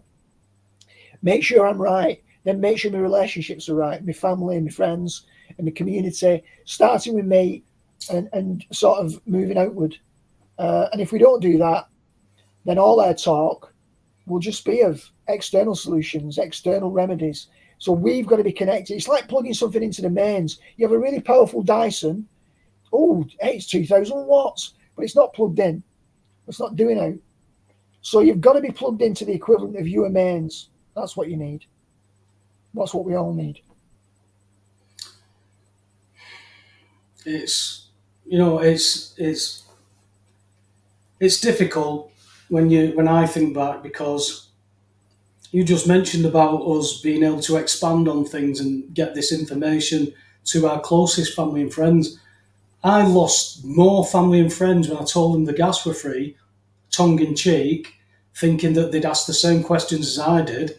And when I tried to prove it, they just doubled down on me, Alex, and then left me, didn't bother speaking to me again. Some have gone back in touch with me, saying as they've seen things that have happened through COVID and they're looking at things through a different light. But many won't. Many still think he's a nutter, he's gone. When I became a born again Christian, nobody batted an eyelid, Alex. It was, oh yeah, just another religion, yeah, whatever. And I'm saying, no, this is different as well. You need to have a different look at this. I'd never read it. I'd never looked at it myself. I just heard all people's opinions. Well, that's what's got us into all this. And I'm sat there in the middle of all this mess, in the eye of the storm, and I just went, well, if somebody come and spoke to me about something and debated me, and I said, well, I've read that, have you? No, but that's what I think. Well, that's not what it says in this book, in this text, whatever it is. I don't care, that's wrong. That's got to be borderline stupid or so prideful that you've got to be right. I've never had to be right. I want to be right, but not for the sake of being right. I want to be right if it's true. That's why when Vinnie Eastwood was the first radio show I went on, and I said this stuff out there. Now, he had a little bit of an understanding because he touched on it. But to be told by me on his radio show that the whole point to get us going to a court hearing in this country is so we can't be heard, he thought it was hilarious because he realised that applies to his country as well. We started to see the testbed of Australia and New Zealand, and look at it. Look at what they've been able to get away with in Australia and New Zealand. It's all legislation, yet they're under our Commonwealth. But they can't impose any of it. Or they're trying to, and they're having the same battle as we are. But they're much further down the line. They can take people off the road with a sticker on your windscreen for 24 hours because you didn't indicate properly or something like that. Well, that's tyrannical. That's closing in. That's all about control. So there's no leeway in that. You've just got to then breed the people into that society, and that's what we're good at because we live on a farm. We're born on a farm. We are farmed. We are put to pasture. We are put to work. Whatever it is, and we just go. That's our job. That's what we're taught. My mum taught me. She wouldn't lie to me. That's what it is. But then when you stand up in the farm and say, hey, I think the farmer and the sheepdog are working with each other, that's where you start getting called a knobhead, a nutter. They start ostracising you, not speaking to you. But then all of a sudden, hey, Dave was here this morning. Where's he gone? Well, they put him in that truck there. Where's he going? Maybe where's he going? Slaughterhouse. Oh, don't start that again.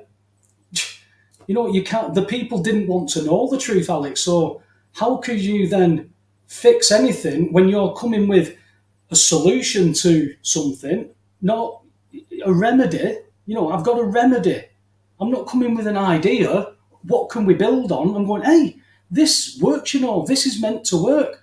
All you've got to do is do this, and that's under the bills of exchange. Your obligation's done. Sign date it. Give it them back.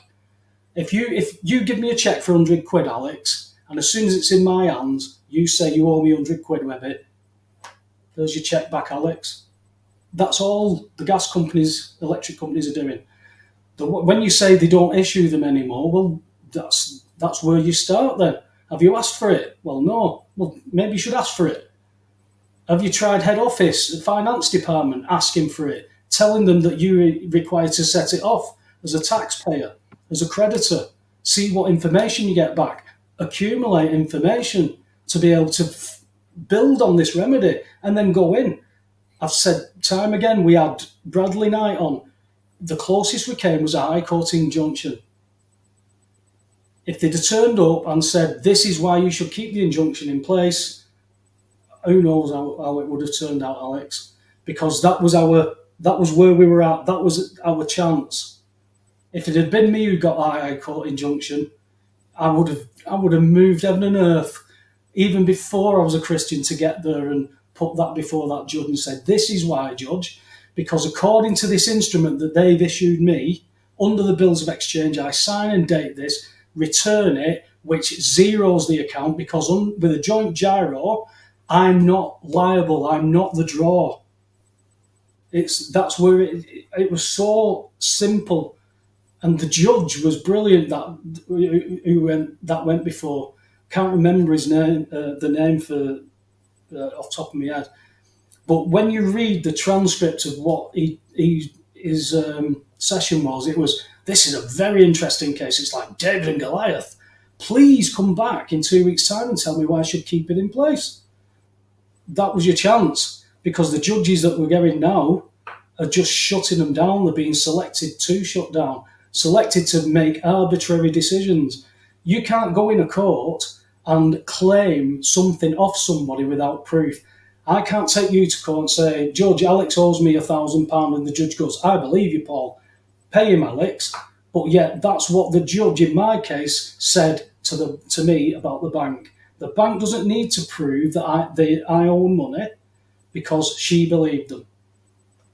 What court does that work in? Yet I was there, that happened to me with my own eyes, yet I lost, I'm the loser. That's stupid to think like that. I'm police called on me. I'm a loser. Well, I think I might be ruffling a few feathers more than you sat behind your keyboard calling people names. That's so disappointing. It was like going back 10 years, listening, just reading the few comments. But the 99% way outweighed all that. But you still see that people are trying to at least cause some discontent amongst groups. And that's what the problem is. Anytime that a group comes big enough to do anything, they're attacked and they're split up and people walk away. They've had enough of the arguing. Seen it so many times, haven't we, Alex? People get into denial. This is a problem on many different levels. TJ! Well, the point is, most people set off in good faith, believing positively about systems and how they work. Most people assume that other people will be humane. But when you're dealing with psychopaths, for example, they're not playing by the same rules. So it's the psychopaths now who shape the constructs increasingly of the world we're living in. And we're having to live according to psychopathic standards, which don't make sense. The sociopaths rise to the top, don't they? Well, it's totally self-serving stuff, can only work for them. So, yeah, they want us to internalize that so that the stuff we do will serve them. But no viable organism or entity can simply be enslaved to another and have vital life. So, in the end, what they're asking us to do is effectively suicide ourselves. Now, most people are not that far gone that they'll do that. So, all that you're finding initially is the unrest levels are building up beneath the surface like tectonic plates for either a volcano or an earthquake to go off. And typically, when that builds up over time and people don't have conscious solutions they can engage in, it just builds and rumbles and rumbles and rumbles. And then in the end, it just explodes cataclysmically with much loss of life. So you can either make a short-term positive shift and manage the steps incrementally, or you can let things build up like an anger that's seething under the surface, waiting to blow like a volcano. I suspect what will happen is people will continue to be fearful of taking actions on an individual level, and so they'll continue to drive the steamroller through the town, and people get more and more oppressed, and then in the end there'll just be a big explosion. But it won't be conscious energy that expresses itself at that time. It'll be all the stuff that you saw in the French Revolution and all revolutions, which are typically massively destructive and disruptive of the fabric of society. But that's the problem, isn't it? If we don't take the steps we need to, then things will just get worse until they become unmanageable. So we just have to sit tight sometimes and be prepared and make sure that we're in a position to keep our composure, have our strategies in place. And when a cool head is called for, we're the ones who've got some wise counsel and some stability, because if it does blow up at a global level, there's going to be a lot of people in panic mode. Global, you say? Say again, bro. I said global, you say? Oh, it's just a word anyway, even if you don't believe we're on a spinning globe. Oh, it's just a word. It's not spelling. We'll just say worldwide. We've heard it all, Alex. All this stuff. It's worldwide. Yeah, all this stuff people speak about. But how do we know the spells, the world is wide? You're casting spells, the spells. We know all this, but let's start looking for remedy. People wanted hope. People wanted a brighter picture.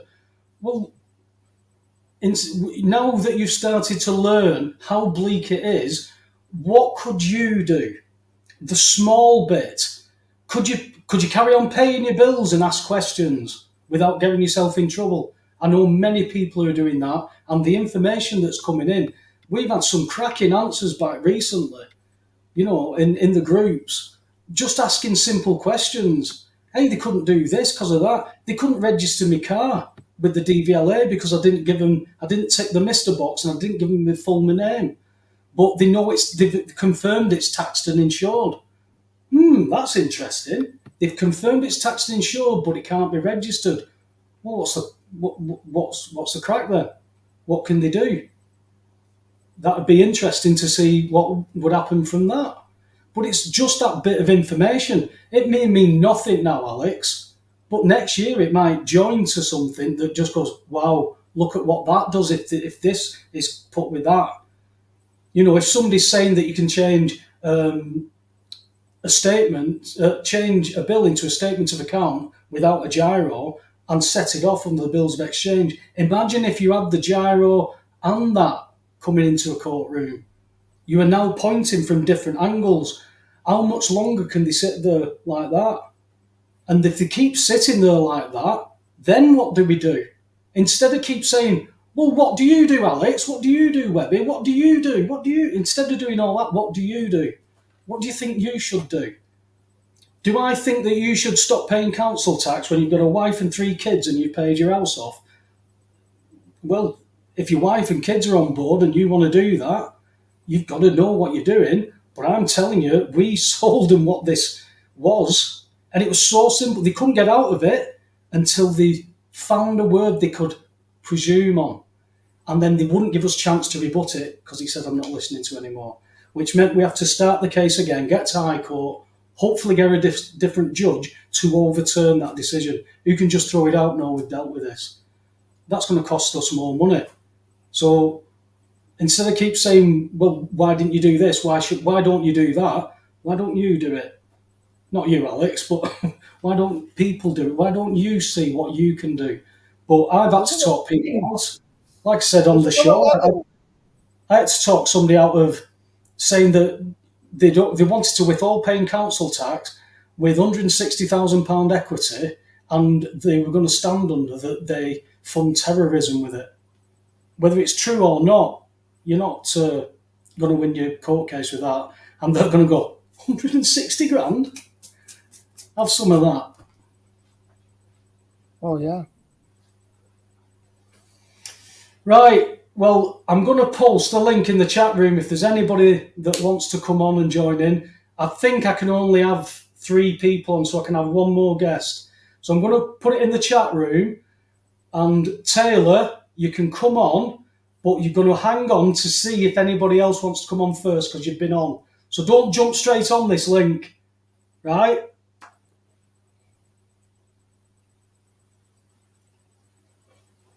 So I think the message is pretty clear, Alex. Start getting some information about all this stuff, putting it together for yourself so you can articulate it. You can then be down the pub while we've still got a few pubs left and have a chat and say, hey, do you know, I was looking into this. And not say, hey, somebody said on the internet, just say, no, I was looking into this. And, you know, we're a debtor in a debt-based economy. Start articulating it. Start understanding what you're articulating. Once you understand it, you will be so fluent in it that you can bring it into any conversation. From football, if they dare to talk about politics, boom. You know, your local councillors, they move dog crap and fridge freezers out your backs and mattresses, but they won't go to the council and say, you're raping the people of your constituency with these taxes that shouldn't apply according to this. They've got the platform. Yet, I'm not legally trained, I can't do that. Make people aware, but they won't risk it. Is it because under that guise as a councillor, they run it as a business? Because we know Tony Blair MP is not Tony Blair, it's a business. Boris Johnson MP is not Boris Johnson, it's his business. So who are you talking to? Who are you acting as? You've got to know that. You said yourself, if you don't know who you are, and when you realise that you're in a world that you're taught not the truth, all of a sudden, you don't know who you are. I didn't know who I was anymore. It was so strange. It's a feeling that nobody can give it back to you.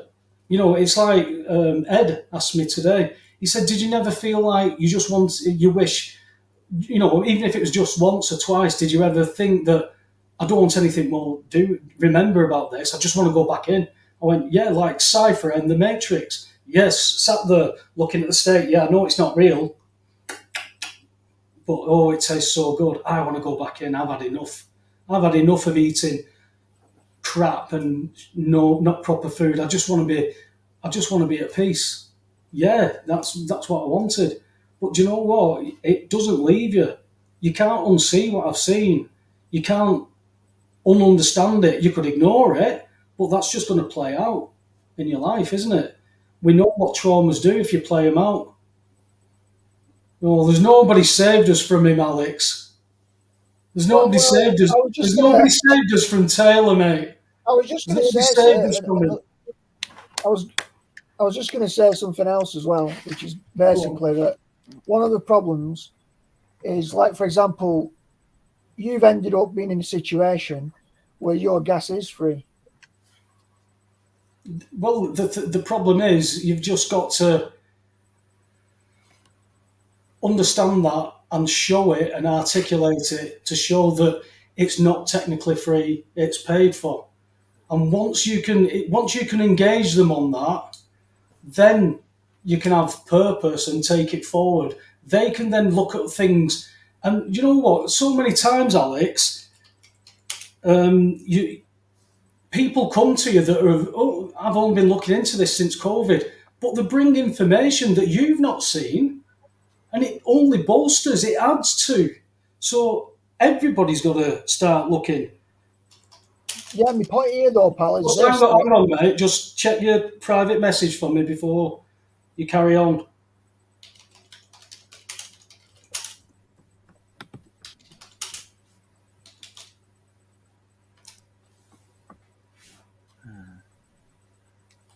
So, yeah, just to expound on that, it's basically gas, water, and electric paid for. So when I understood my gas was free, it wasn't free, it was paid for. And it was about balancing books. I had somebody talking about Yeah. creating money, creation of money. Well, we're not talking about money creation, we're talking about accounting. So if we stick with the simple, KISS, keep it simple, stupid, that's how I had to teach myself. Don't go off into the long grass. So what about a situation, Paul, say where there's somebody who fights it, right? And let's just say they get into court and they win, right? Yeah. And basically, they just get left alone. But nobody takes that precedence. So people can often engage because they feel that by engaging, say they can get themselves off a fine, a parking fine. But they won't advocate on behalf of everyone else, and their top priority is to make sure that they're okay. So if you wage battles in your own skills and your own knowledge, like we're talking about, we need to develop our knowledge and skills and our courage, and we develop that and we become proficient, and we fight battles against various corporates and we win them. Now, it might just be that the corporate allows it, right, on balance, pragmatically. It does the numbers game and it thinks, we'll not contest this because if we do, it could create precedent. So they'll just let you off the hook. They'll give you a little bit of the empire to kind of shut you up as a bribe. So most people act in their own best interests. If you remember when they always used to sell on the political programs, they'd always say, if Labour got into power or Conservative got into power, you'd have £23 a month more in your wallet based on this policy and that policy. And they were selling blatantly the fact that, it's your bottom line. That's true until they put the taxes up. Yeah. But they were selling it at that level. The expectation was that everyone was buying into it at that level. So the problem with it is that if you can act, right, and get a result that gets them off your back, there isn't a necessary benefit to other people unless somebody else runs with it as precedent. See what I'm saying? A lot of people's remedies are just to make the problem go away from them, which doesn't really, because the corporate could just say, we'll just let this one go. Yeah. It's different fighting for everyone. And once you start to fight for everyone, then I think the response of the corporates will be different than letting one or two people through the net. If I look at it from my point of view, I was doing it for myself because they'd messed up payment plans. So I was challenging them for myself, but on realising that I was going to challenge them, I also remember, because my nan would be baking for the family every Sunday, on Saturday when you'd see her, she wouldn't put the heating on. She'd be sat there with a quilt round her because she's going to use all the gas for the baking. So she wouldn't put the heating on as well. She couldn't afford it. So my nan, I remember my nan going to the electric board with that joint gyro for 200 quid and putting £200 cash to it out of the pension. I remember her doing that, leaving the shop saying, I'm going to the electric board on my way home and I'll catch bus. And you go, Score. People would want to know this. People will want to know this. But I saw people waving to the nans through plate glass windows because a nan wanted a hug. And because of COVID, they were just waving. I thought, this society's gone. Nobody wants to be aware of anything. It was all they wanted to be, that convenient lie that makes everything okay. Well, if we get to that point where everything's okay, you can do what you want then. Do what thou wilt. So as long as you do it from love. Well, some people love killing people, Alex. Oh well, it's just what they love. Yeah, but it's they know good and evil. Yeah, but they love doing that. So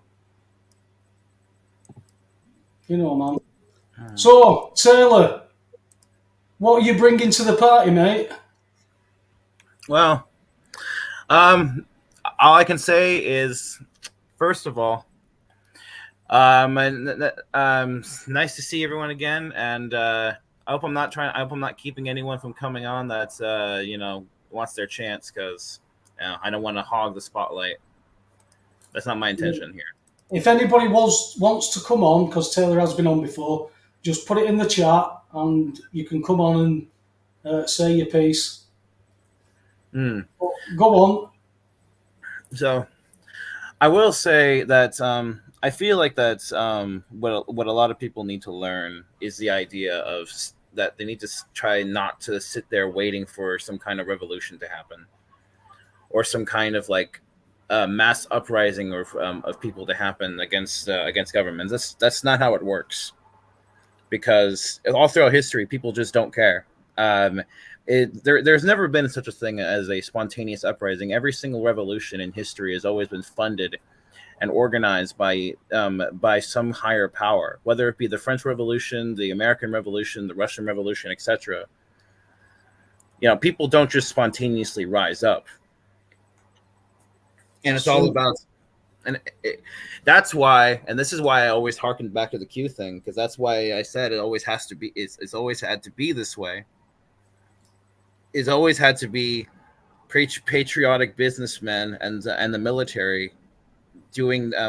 They had to be the ones to do it, and this has happened, as I mentioned last time I was on, in so many different Latin American, South American countries over the years, like Poroshenko and in Chile.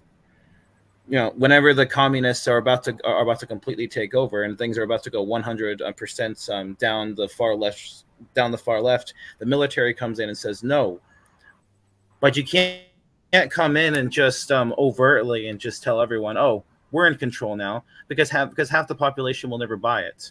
They'll never believe it. They'll never be okay with it, and that's why eventually things have to we'll go back to the way things were, and that's why it has to be this way. People have to see how bad things are and be given a simulated version of it in real time for them to understand exactly like how bad the world really is, and they have to want it to change, so that way they'll believe it when the reveals do eventually happen, which will be very soon. Yeah, I would say I'm more of an optimistic person about all this than you guys are, and this is not meant to throw shade at you guys or anything. Mate, you live in the States. You live in the States. How can you be more optimistic than us? All I can say is like, I know you've got guns, though. That's the difference. Let's get guns. Well, it's not just about the guns, other things as well.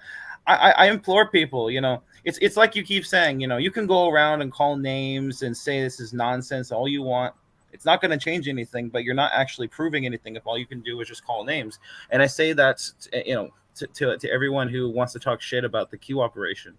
Go do your research. I did. I spent the last couple of years doing this. But most people just don't want to do that. They just want to sit there and be blackpilled and just think that everything is always going to be evil and such. And it's like it's not that way. It's never been that way. And I feel like that people need to be a bit more open-minded. I'm not saying to instantly believe me. I'm saying to go do your own research and go look at it for yourself. Go look at the work of Derek Johnson, of Mike King, of all these different people who have been who have spent countless hours giving information to us and helping people understand, instead of just sitting there and calling it nonsense. And I'm not talking to you guys. I'm not even talking to anyone particularly in the chat. I'm just saying in general. I feel like, like you said, people need to be more open-minded about everything. And I feel like this is one of those key things. And, if you ask me, next year, after Trump gets back in, we're gonna see JFK, we're gonna see 9/11, we're gonna see COVID, election fraud, You're going to see, and of course, the banking industry. The Fed's done. You The Fed. Taylor, to interject, you do take in the concept as well, though, that you're being set up for a savior. So a savior is always going to disclose things and look how good I am. So you've got to be careful with this. I wouldn't be putting all my eggs into this basket as much as you've researched it. There's a potential here because what's he running against? He's a shoe-in. There's nobody running against him. Kamala Harris, she couldn't run a bath.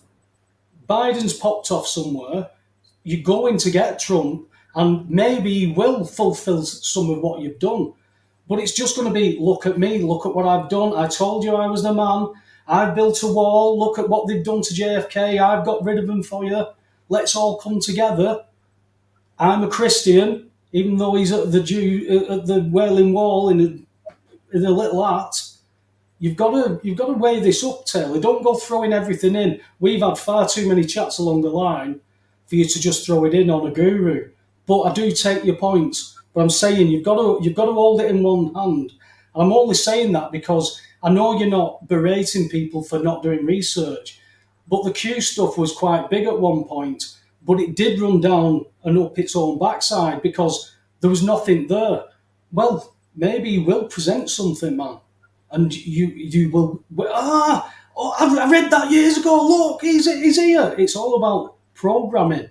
That may not be true. It might be true. You've got to stay like that. Do you get what I mean? Because I can feel the passion coming out of you, Taylor. So you've got to balance it up as well, mate. I know.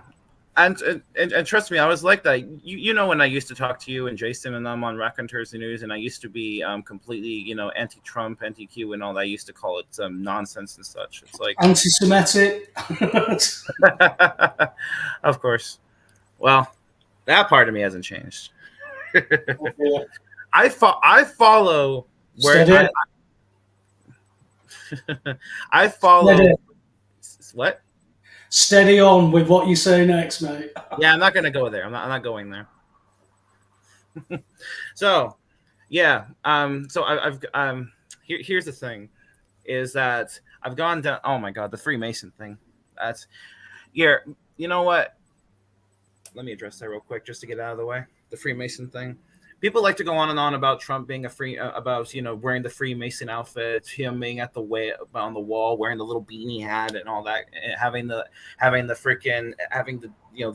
what do they call the Jewish guys around him.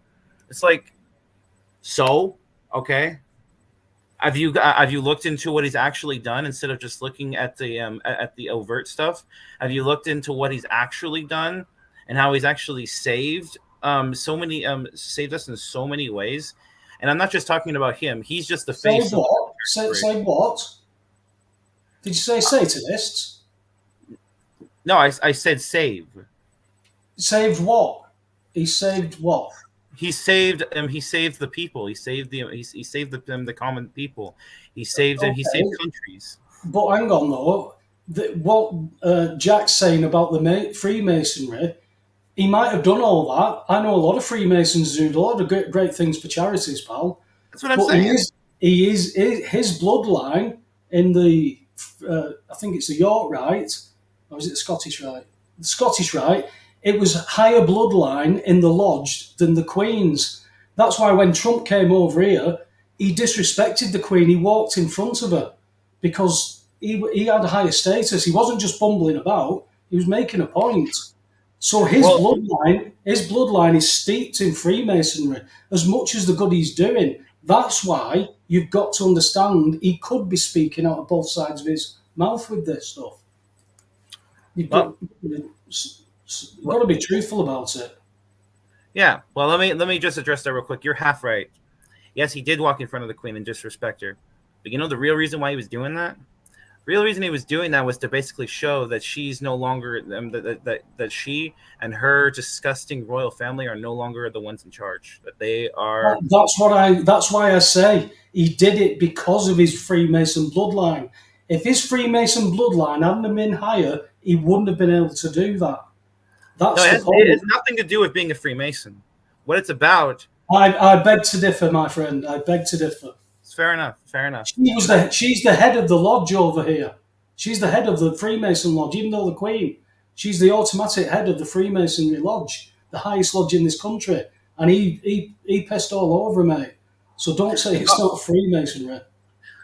Oh, Carol, thank you, Carol, in the chat for pointing this out. Yes, Trump talks in code. It's just like Q does. It's all code. You have to see the forest through the trees. I'll talk. As I mentioned before, let's talk about Israel real quick. People like to say that he's a fucking he's an Israeli firster. Oh, he loves Israel. Okay, why is it that everything that he's done on the back low has been to weaken Israel, and not to mention now the common Israeli people. We're not talking about we're not talking about the Zionists or anything. We're talking about the common Israeli people. They love Trump more than they love Netanyahu, and this goes to the ADL and AIPAC as well.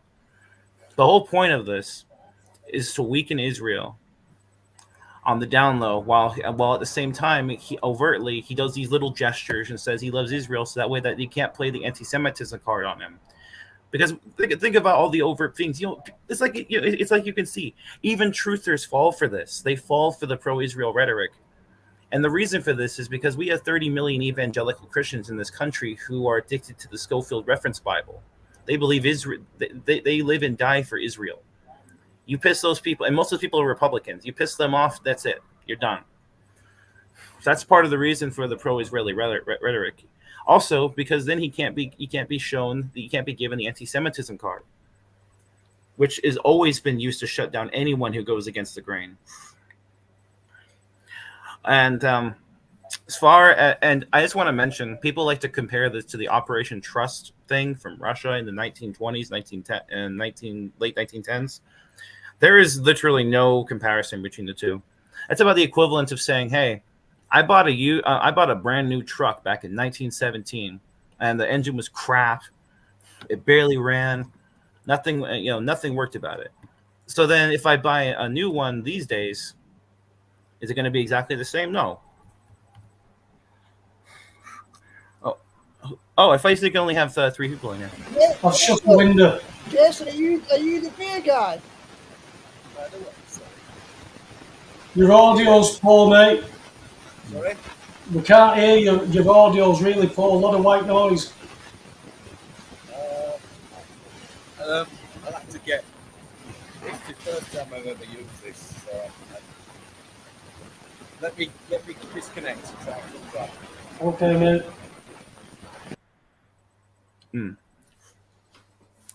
Should I talk about Operation Warp Speed real quick for anyone? Because I'm sure that everyone wants to talk. Is obsessed with that whole angle. Go on. Oh, just before, we've got another guy, the beer guy here. Where? Who's that? The Where beer is guy. it? I don't know. He just said he's the beer guy. He's not. Well, click the link. He wants to come on. Can you repost it? Yeah, repost it. It might have gone further up the feed. Yeah, it goes up and crawls up. You ain't gonna get to that no more. It gets erased. There you go. Now you see, you're right there. You're right there, Jack. Go on. This Operation Warp Speed. You got all the vaccines in place. Go on. Okay, so Operation Warp Speed. We need to put some context behind this event.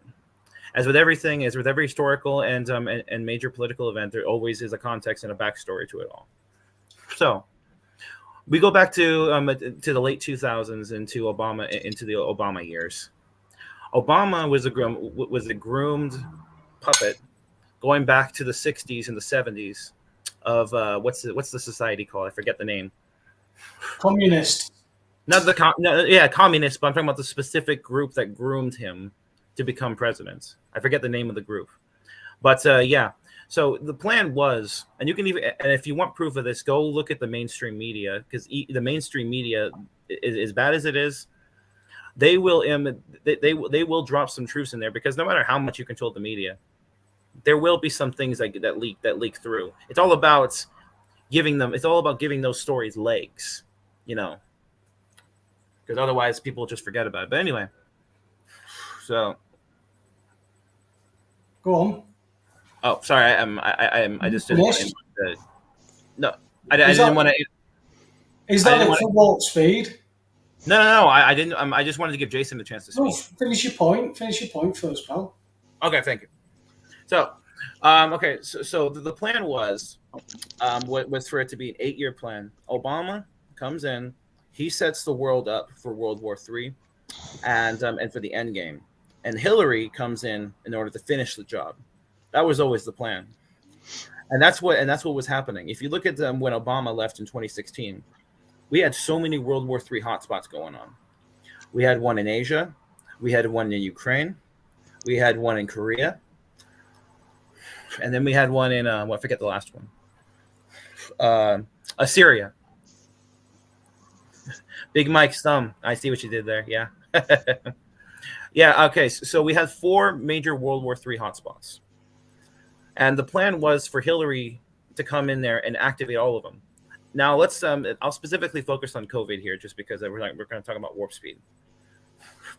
So the original plan for COVID, and this was coming no matter what, as Fauci had stated back in like, what was it, 2017, 2018, or whenever the next president, whoever's sitting, is gonna be faced with a huge medical crisis. And this was hinted, as you know, way back in 2012 with the London Olympics. This was all being planned. So no matter what happened, this wasn't going to stop. And this was basically the New World Order's final attack, essentially.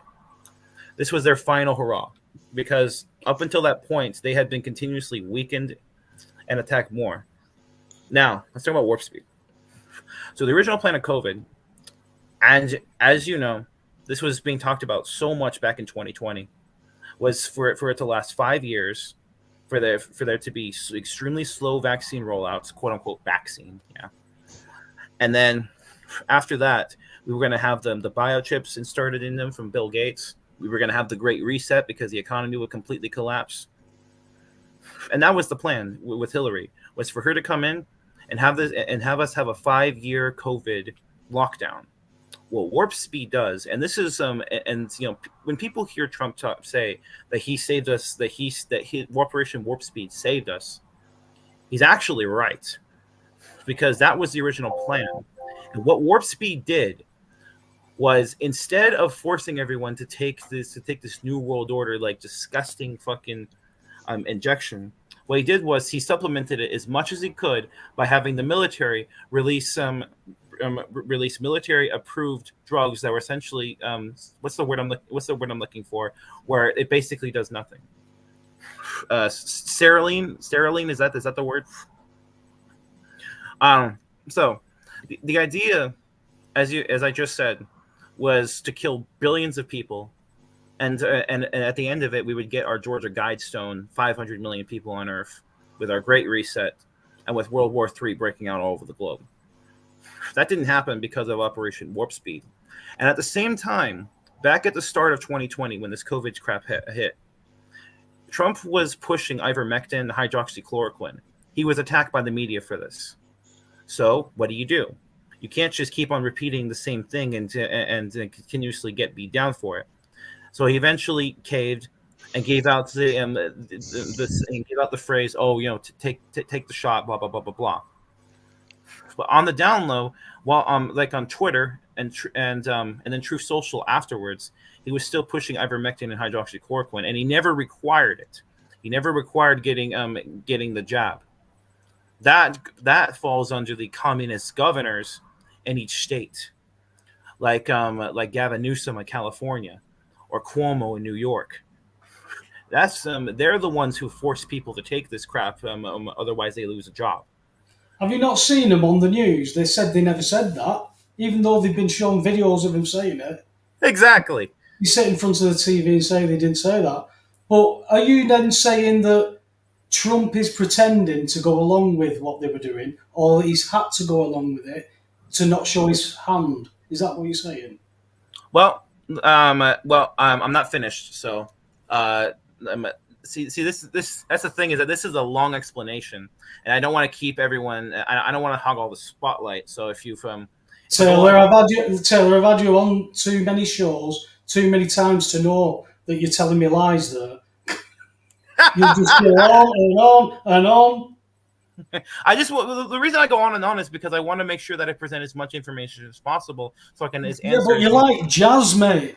Goes on and on and on and on. You get to a point. I know you've got all this information. I know you've done the research, but you've got to start putting it to the point because people want to know why they should trust Trump like you're doing. Because I'll speak for myself. I'm a real skeptic of everything. So I always automatically have to look what the opposite is and what benefits him. It's like the assassination, right, attempt. It could have been either party. It could have been the Bidens that did it, yet the FBI watched him for nearly an hour before he pulled that trigger. And then still Trump would benefit from that unless he got his head blown off. But he could have set it up. His party could have set it up because he didn't half get up quick from that podium and put his hand up for a photo shoot. So is this staged or is it true? We don't know. So you can't keep dancing all around it, giving us information without coming to a point. Do you get it? Okay, you want me to get to a point? Well, let me address the assassination thing. That whole thing was a psyop. There was no assassination attempt. By who?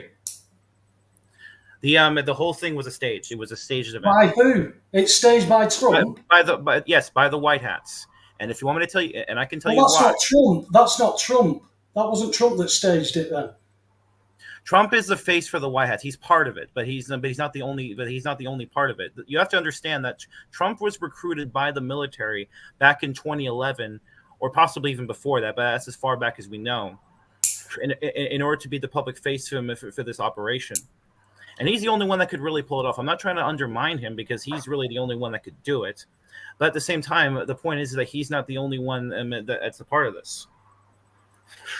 And as far as the assassination attempt thing, the whole thing was a joke. But if you want me to give you the reason as to why it was needed, the main reason is predictive programming. Because what happened as soon as that quote unquote assassination attempt happened, RFK went and started being on friendly terms with Trump overtly. He was already doing so behind the scenes, but this is overtly. And then what does he do? As I called over a year before it actually happened, that RFK dropped out of the race, and he said that he was going to endorse Trump. And what did Trump's son say? That he's going to be in charge of a new agency to look into past assassinations, including JFK, RFK, etc. That was the whole point. Predictive programming puts the idea in people's minds about assassinations and fake assassinations. Okay, let me interject here. You said the White House was behind it. Then you said Trump was hired by the military and only he could set that up. Which is it? Did the Biden administration set that up and it was a predictive programming because Trump was working with him? Biden's a white hat. Biden's dead. Biden's a white hat. It's not the real Biden. Hang on. Don't get off the subject. I'm not going into long grass here. I want to know the Biden administration, be that Obama that's running it, and whoever's Biden is a puppet, and now Kamala Harris, who can't run a bath. You said the White House was behind staging that. That White must hats. mean I said white hats, not White House. right. That's what I need clarification on. So what you're saying is Trump staged that for himself. Yes. If you want to boil it down to simplicity, yes. Yeah, I do want to boil it down to simplicity because you can't keep rambling on like that around the houses. You went off subject. You've got to stay on this subject. Remember, we had a long conversation one night where you had all this information and you just kept shouting it over everything because you weren't articulating it. It wasn't coming across. You're doing the same there. You've got a point, but then you've gone off. You've got to stay on point. So if Trump has staged it, that means, was he shot at? Possibly not, because everybody pointed to the shooter on the roof and nobody did anything. So that means it was staged. Now, does that mean when he went down behind the podium, he put the blood on him? for a staged effect, because when he stood up, what was the most important thing? He'd lost his shoe. He'd not been shot in his head, he'd lost his shoe. I need my shoe. You know, he's looking for his shoe, and then for a great photo shoot with blood dripping down him. So, yes, I agree that it's more than likely staged, or it's at least there's a doubt, there's an awareness that there's a possibility. Blood capsule, yes. Blood capsule, thank you, Torian.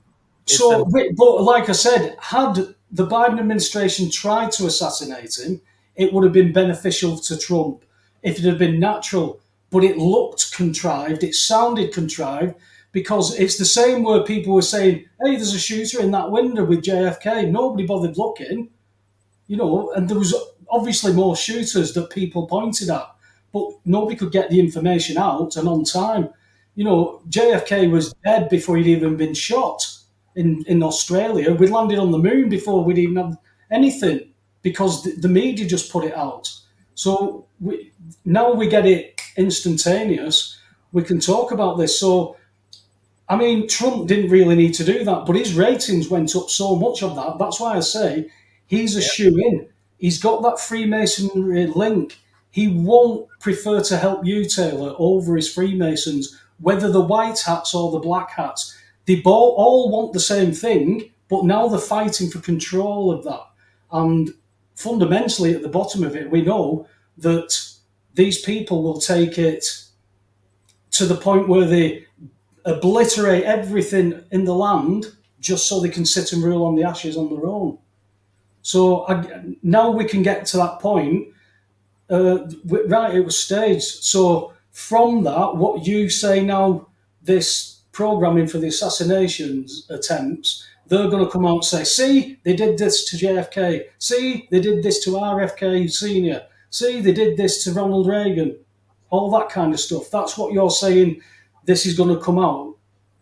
Yes, exactly. That's exactly what this what all this is for. And of course, it's multifaceted. There's side effects as well, because then you had the mainstream media coming out and saying, "Oh, Biden getting COVID is just as bad as Trump nearly being shot and killed." So, it makes them look further bad as well. Okay. And one thing you have to understand, or that I would like if you could try to understand, is that all of this is a movie. All of this is staged. There is no Biden administration. Trump is still commander-in-chief. He has been since January 6th with the Insurrection Act, as well as so all the court hearings were all staged as well. Yes, all of it staged. Okay. All these trials, all staged. And it'll be interesting. It'll be interesting to see, because I think there could be something happen at October, November before the election, but it'll be interesting to see what happens when we get into the new year. Right, anyway, I'd like to welcome the two newbies. The beer guy came on first, but you are muted. I can't unmute you. So if you want to come on, introduce yourself. And welcome to you, Mick. Thanks for coming. All right, how you doing? I'm all right. We're getting there. Well done on breaking it down on them 3 short videos. I only caught up with you through Richard Vobes. Then I went through what you'd done, and you did 3 short videos on gas, banking, the council tax. Yeah, and the council tax. You broke it down brilliant for us. So well done on that, mate. Thank you very much. I appreciate the kind words, sir. Thank you. I've just got a couple of questions, but it's well off topic where you are, where Taylor is, and that, into American politics. So I'll just let Taylor finish and.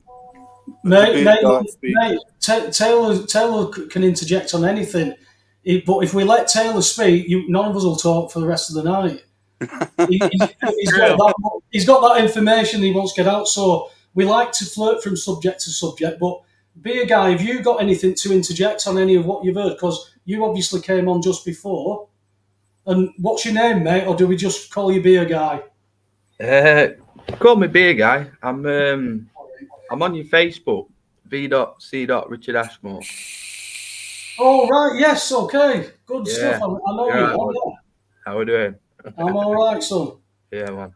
So what have you got to say for yourself, lad? Well, yeah, obviously the Trump assassination thing, everyone knew it was fake. It was one of the Illuminati cards. where he had the blood splatter coming down the side. Yeah, that's an interesting point. I'd read through my decodes, but it's going off of Trump and everything. But it's just to show how much they do actually script the news, and how much like the royal family link it to a lot of satanic stuff. If you want, I can just take a minute and just read through some of the decodes and stuff that I do. Go on, give us a sample, mate. Yeah. So everyone knows who Lord Jacob Rothschild is. Yeah. Yeah. So he died 6 years, 6 months, and 6 days after the 21/8/17 eclipse, which was 6 weeks before the 4/8/24 eclipse. And Jacob Rothschild in gematria equals 66. Lord Jacob Rothschild in gematria equals 317, which is the 66th prime. 6 days after the eclipse, Iran declared missiles, which was 911 months after Israel's Independence Day. And then everyone saw the King Charles portrait. That was 8 feet 6 inches by 6 foot 6 inches. It was in the news the 135th day of the year. 135 plus the reverse 531 equals 666. Jonathan Yeo, which was the guy that did the painting, his second name Yeo is 36. It was 36 days after the eclipse that they brought it out in the news, and 666 is the 36th triangular number. And Rishi Sunak declared a general election. When it was out in the news, it was 43 days after. The word election equals 43, and it was on America's Independence Day. The word Independence Day in gematria is 74, same as the date. And that was 666 days after the Queen died. Queen Elizabeth II equals 87, number of the beast 87, 666, 87. The date numerology was also 55, and Satan equals 55. I'll do one a bit more. I'll do the UK riots. So the UK riots was 3 months and 22 days after the eclipse, and the 322 Skull and Bone Society in gematria equals 617, which is the 113th prime. It was also a span of 113 days from the eclipse, and UK riots in gematria equals 113. It was 61 date numerology. Skull and Bones equals 61 in gematria. 3 months and 3 weeks and 2 days after the eclipse, Southport riots equals 233, which is the invert of that. Southport equals 44, kill equals 44, enough is enough equals 78 and 168. Prime Minister equals 78 and 168. Order out of chaos equals 78. So yeah, that's basically a taste of the type of stuff that I do, and just basically prove that the mass. So to everybody who doesn't know what gematria is, what cipher Jen asked, what do you use? Because we know these numbers mean something, but somebody who wouldn't necessarily know would say, "Isn't that all coincidence?" Yet this is what this establishment uses to communicate, and we don't realize that kind of stuff. So that's an interesting point to bring in, because everybody's got their own shoe-ins to this. There's some people I know who are fluent. Some of Alex's friends, they're into international politics. What they don't know about stuff like that isn't worth knowing. Yet when they speak to other people, everything starts to join. It's interesting. Webber, can Jason, I ask? Oh, just hang on a second. Jason, is your sound any better now, mate? You'll have to tell me, is it too loud or is it all right? No, that's spot on. That it's just, I know you came on first and we couldn't, so it's not a conversation between me and somebody else. We're meant to all have a convo on this, so it's not just one direction. Just finish your point, beer guy, and what you were saying then. Yeah, so it's basically just, for me, the vast majority of stuff that gets put out in the mainstream, It's all done at symbolic times. I reckon the king is probably already dead. He took a trip to Balmoral. The queen, when she took the trip to Balmoral, she died. She was never going to get to the age of 97. Lots of date durations and gematria basically confirmed that she weren't going to get to the age of 97 in the mainstream. The king is basically now falling into the remits of like Nostradamus' prediction that there'll be a king, and he will have a short term, and then this is supposed to bring forth all the revelation type stuff from the Bible. Did you see the information that's in? I think it's the Antichrist and a Cup of Tea. It's called, which was into the heraldry of all the royal families and what the symbols on the crests actually mean. And when it comes to Charles's bloodline, Charles links himself with the serpent bloodline, the dragon bloodline, that is a direct descendant of Vlad the Impaler.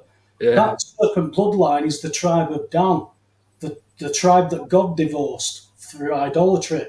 And in Scripture, it indicates that is where the Antichrist will come from. So the Antichrist in a Cup of Tea, the guy who does that, he's very articulate. He's very, his information's quite convincing. But it's the same with gematria. What you've just put through there, it's interesting information. It's correlation with what's going on, but you've got to start putting all this stuff together to see that whole picture. Alex used to do, was it astrology? Yeah, Alex. All of it. So he used to study all that and do, things from when you were born and plot all that kind of stuff out. So there's all this stuff that is knowledge here now in this world. It all points to different types of things, and you can't be closed-minded about it because sometimes it can give you a bit of a revelation because it joins dots. But it's when you put everything into just that one thing. I know people that base their day on reading the horoscope in the Daily Star or something like that. When you get into that point, you're just relying on too much.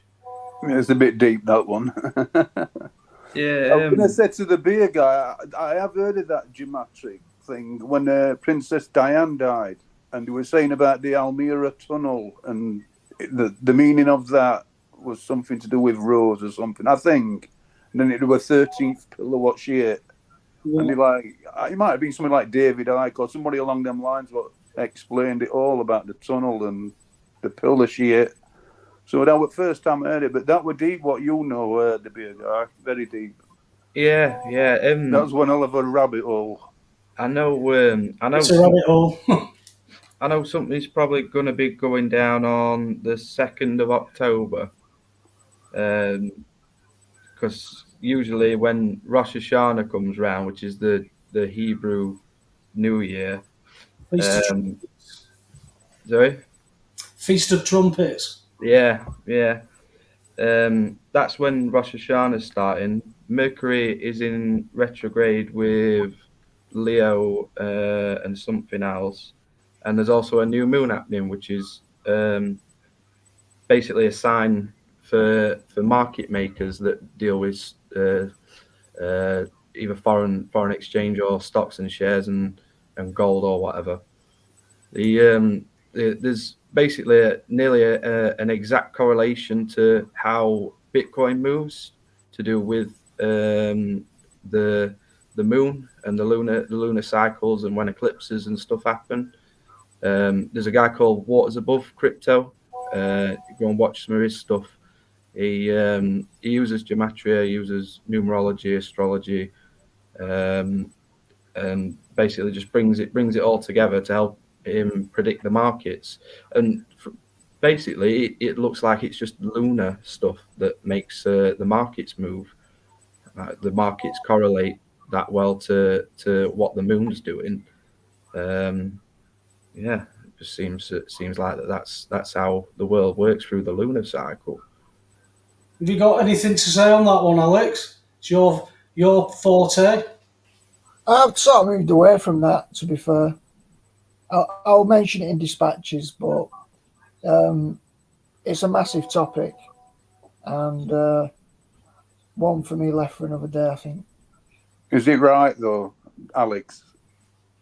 Is what right? All this geometrics, did all the numbers and that? Does it? I know it correlates. Yeah, They well, certainly the believe thing it.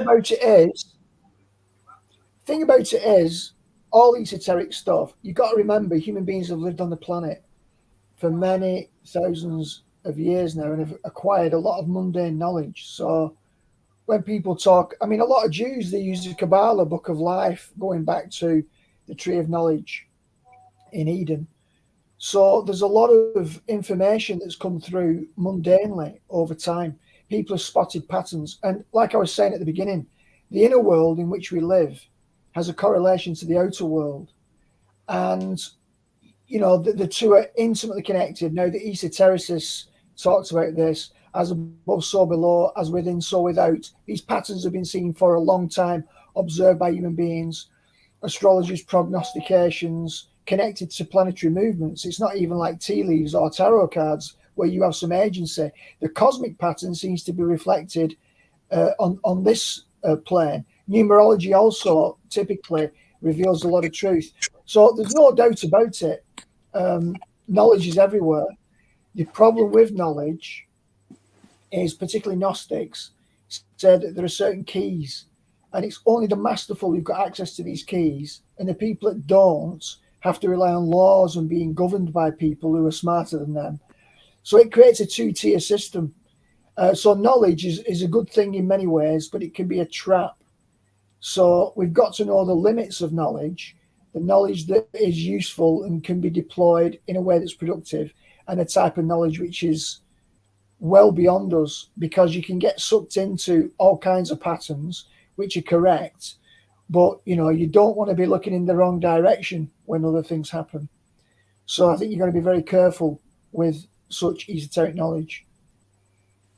I mean, my interjection would be, if you take like the Book of Enoch that talks about planetary entities, planetary energies and stuff like that as entities, which are like not angels as what we are told they are, but creations. If you take it from the Book of Enoch, they're talking in the same pattern, and these Jews know about the Book of Enoch. They know that the spirit and the esoteric are made, but they keep that information for themselves, and it's passed through the Keys of Solomon, through Freemasonry and all that. That's why it's so important that the Freemasons have to be recognised, that they've got a hand right at the very highest levels. And I don't mean Dave down the pub who does nice things for charity. I'm on about the top elite that we don't even know. The Rothschilds were the ones that nobody ever knew about, but now we do. But there's so many other families, bloodlines, the Demichi bloodline, all these kinds of things that have been there through enlightenment when they had information that the masses didn't have.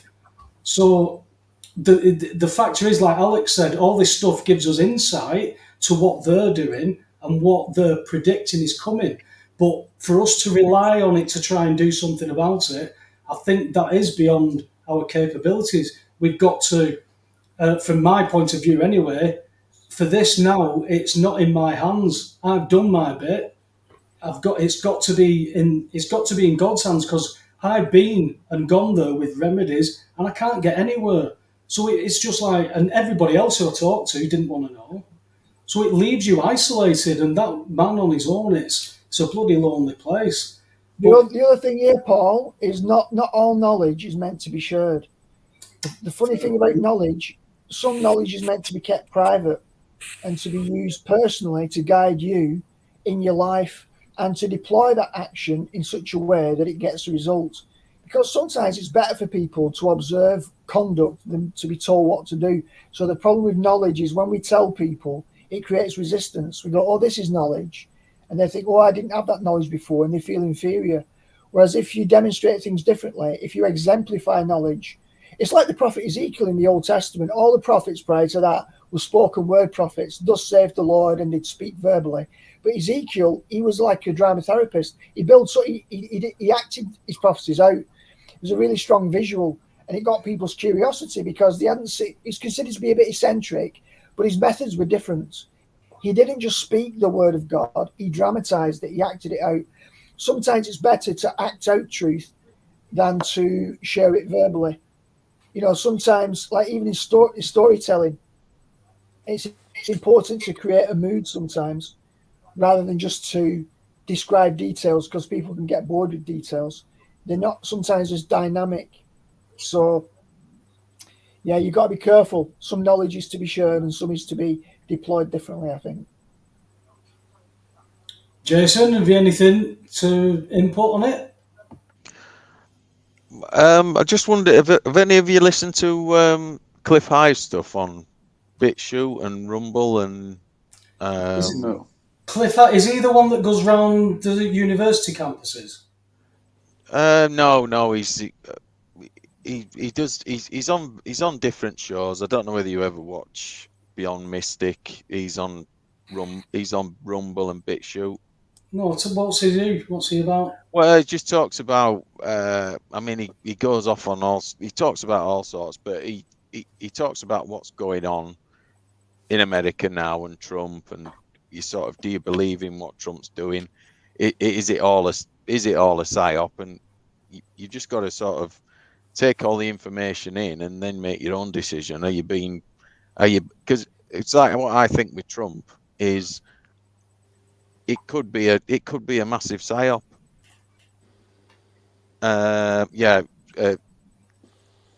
Someone's just put in the comments there, but basically he talks from Alex's point of view, because you seem quite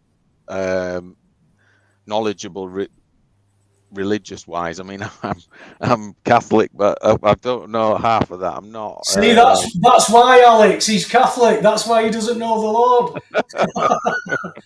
You know what, Jason? I always grew up with. Every time the word Catholic came out, I could hear my mum saying "bloody Catholics," because she grew up in Liverpool, where Catholics and she was Methodist, but she weren't religious. Yeah. I didn't grow up with a religion, but every atheist that I've known personally have been Catholic.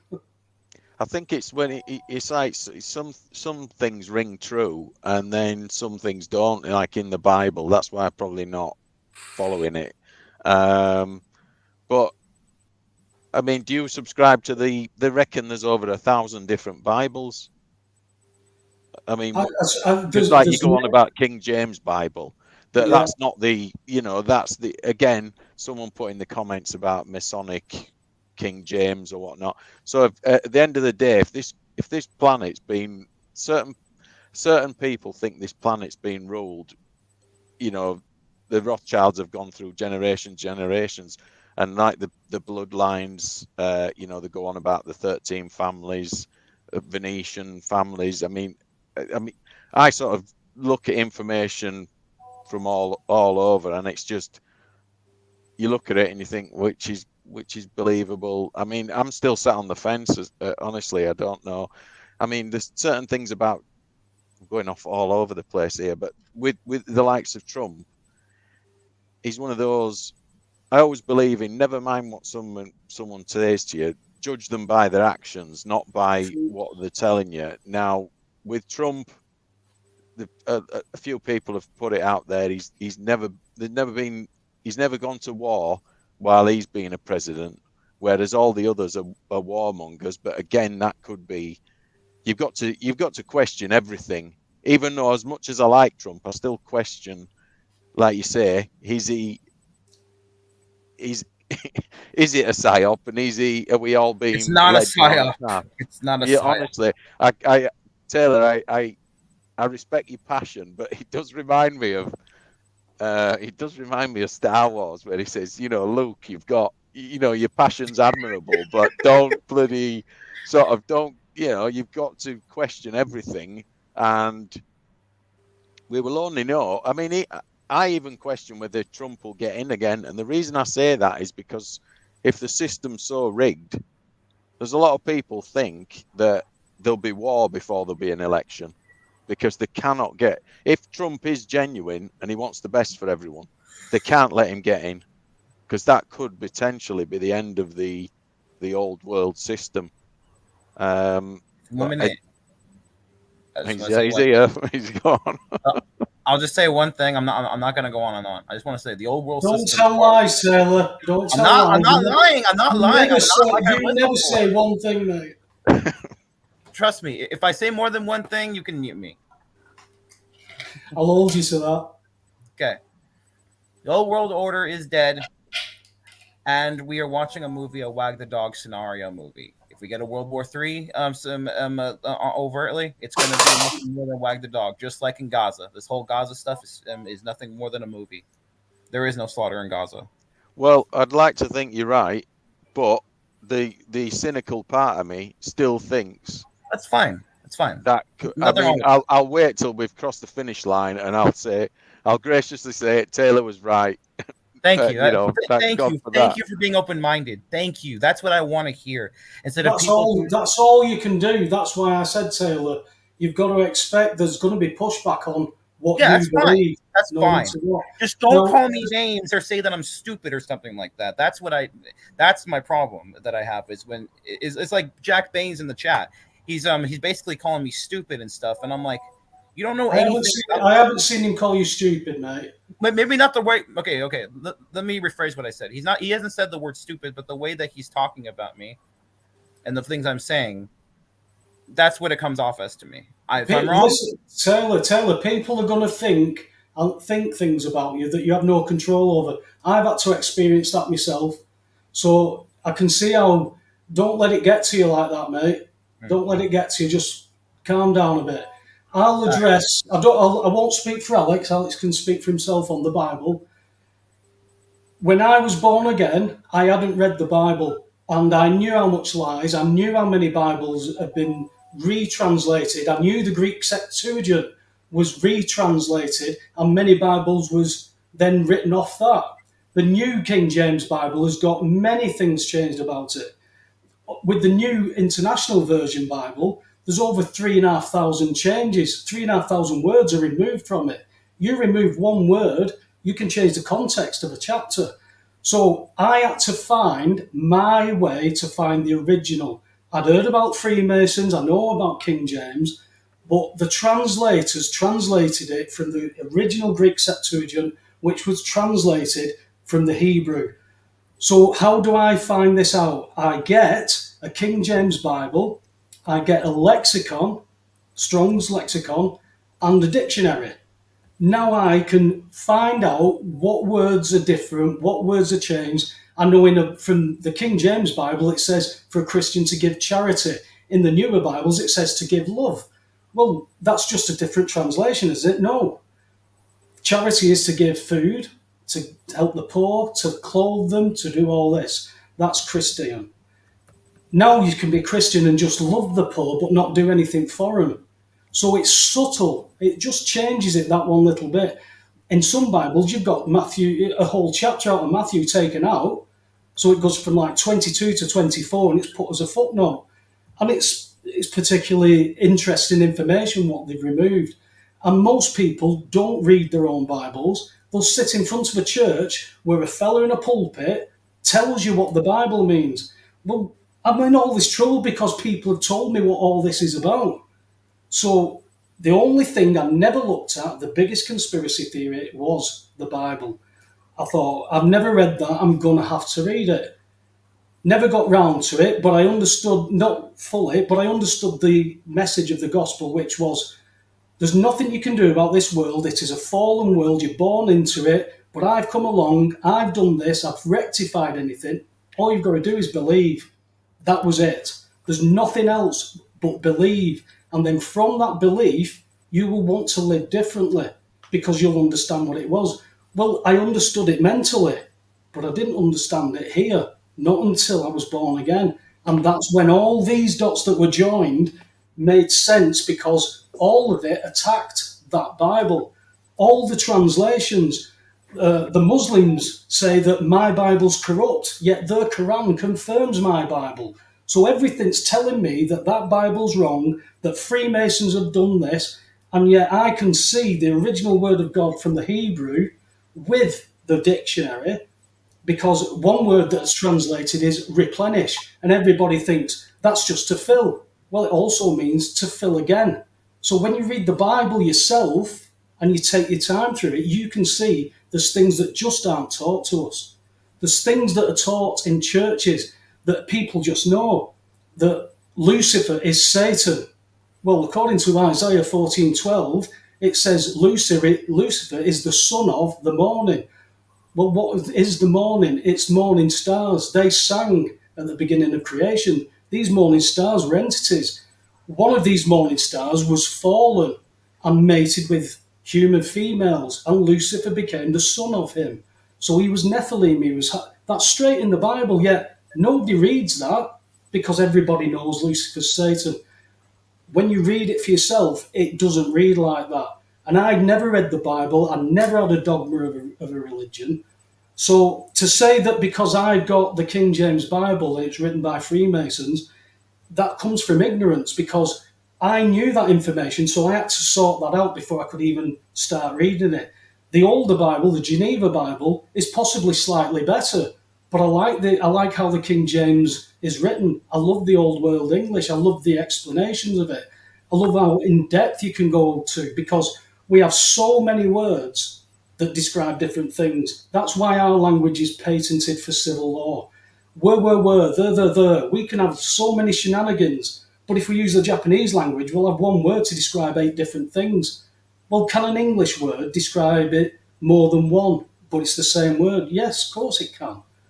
So I had to use my common sense and find out, is that Bible suitable? Everybody, no matter where I went, everybody said, who were scholars, said the King James is literally, as best we could get it in English, word for word.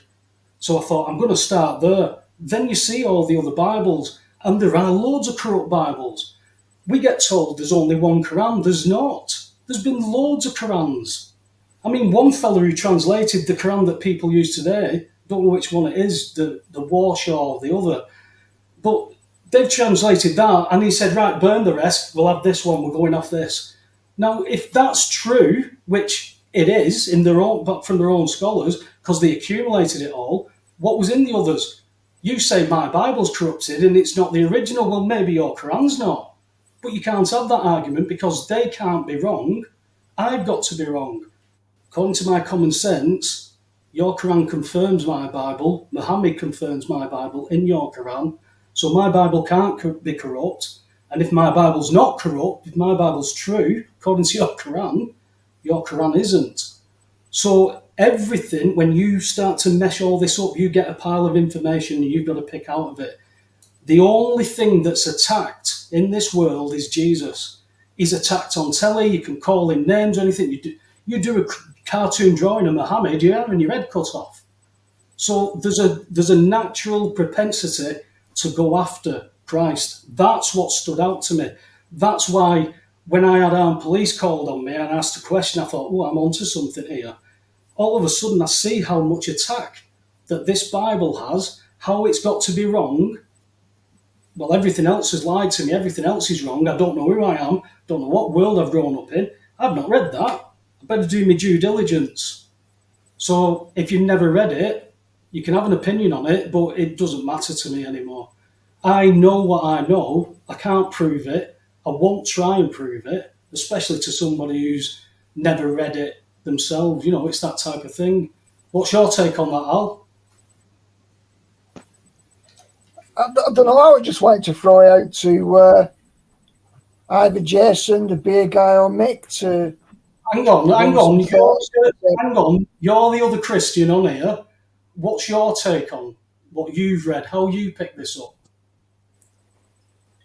Well, which bit are you specifically thinking of? We're talking, it's a massive. From the Bible being corrupted to not being true, changed and all that stuff. Oh, I don't mind to any of that. To be honest, the problem I have with the whole debate is you can't win whichever side exactly you are of that argument. So ultimately, everyone's going to make a claim in support of the worldview that they've got. everyone wants to find confirming evidence. It's called confirmation bias, basically.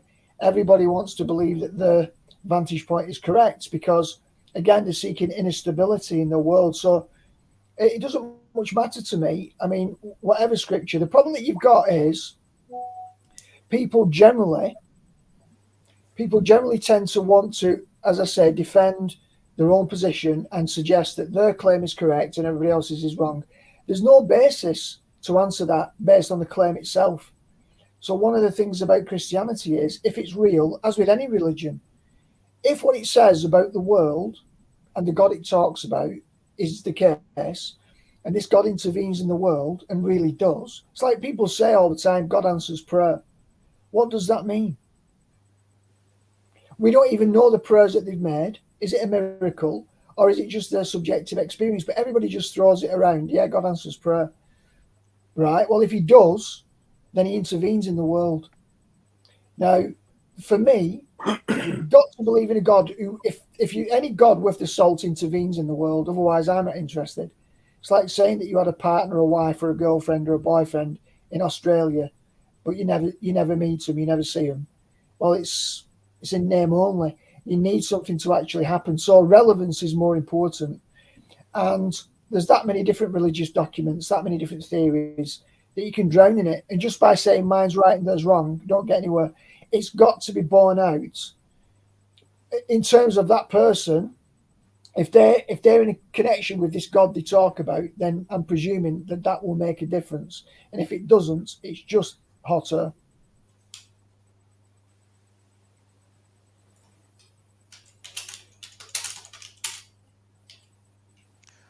What I'll say is that the reason I mentioned it, I mentioned Cliff High earlier. And have you heard of Mario Biglino as well?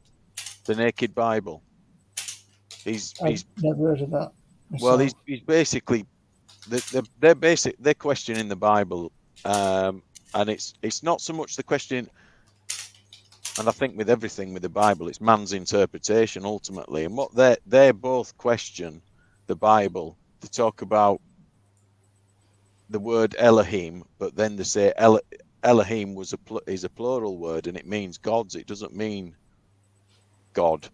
And I mean, I couldn't explain it all to you. You'd have to listen to it yourself and make your own mind up. I'm still sat on the fence with it all. You know, if we've been on this planet for God knows how long and we've been deceived. I mean, if they say Satan's a great deceiver, and you know, Jason, the first step is what you've just said. I don't know. I'm going to keep looking though. That's the whole point. When you are so closed off, like so many people are, because that's life, this is what it is, that's why we're in this position. Because if you're taught that you drive to work in your toilet and you have a crap in your car, and everybody else knows you drive your car and crap in your toilet, everybody's laughing at you. Well, there's a small few laughing at the rest of us, and we don't care about it until something goes wrong. You've obviously been contemplating this kind of stuff from back in your childhood days, and Catholicism. That's a great blocker, that Catholicism. The amount of Catholics who've sat in a church with an old fella shouting, "Repent!" and not even knowing what that meant. Repent just means change your mind, but the way it's presented, it's scary. And it's completely wrong for me. You know, the religions have taken over everything, but it's always going to be pointed to man. Everything's going to point to man.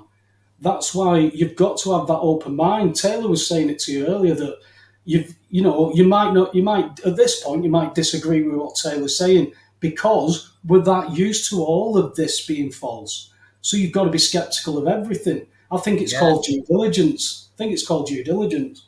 Can we all just agree when it comes to religion in the Bible? Can we all just agree on one thing? That the Schofield Reference Bible is a psyop and is used to turn people into Zionists, and that it should be Mormons.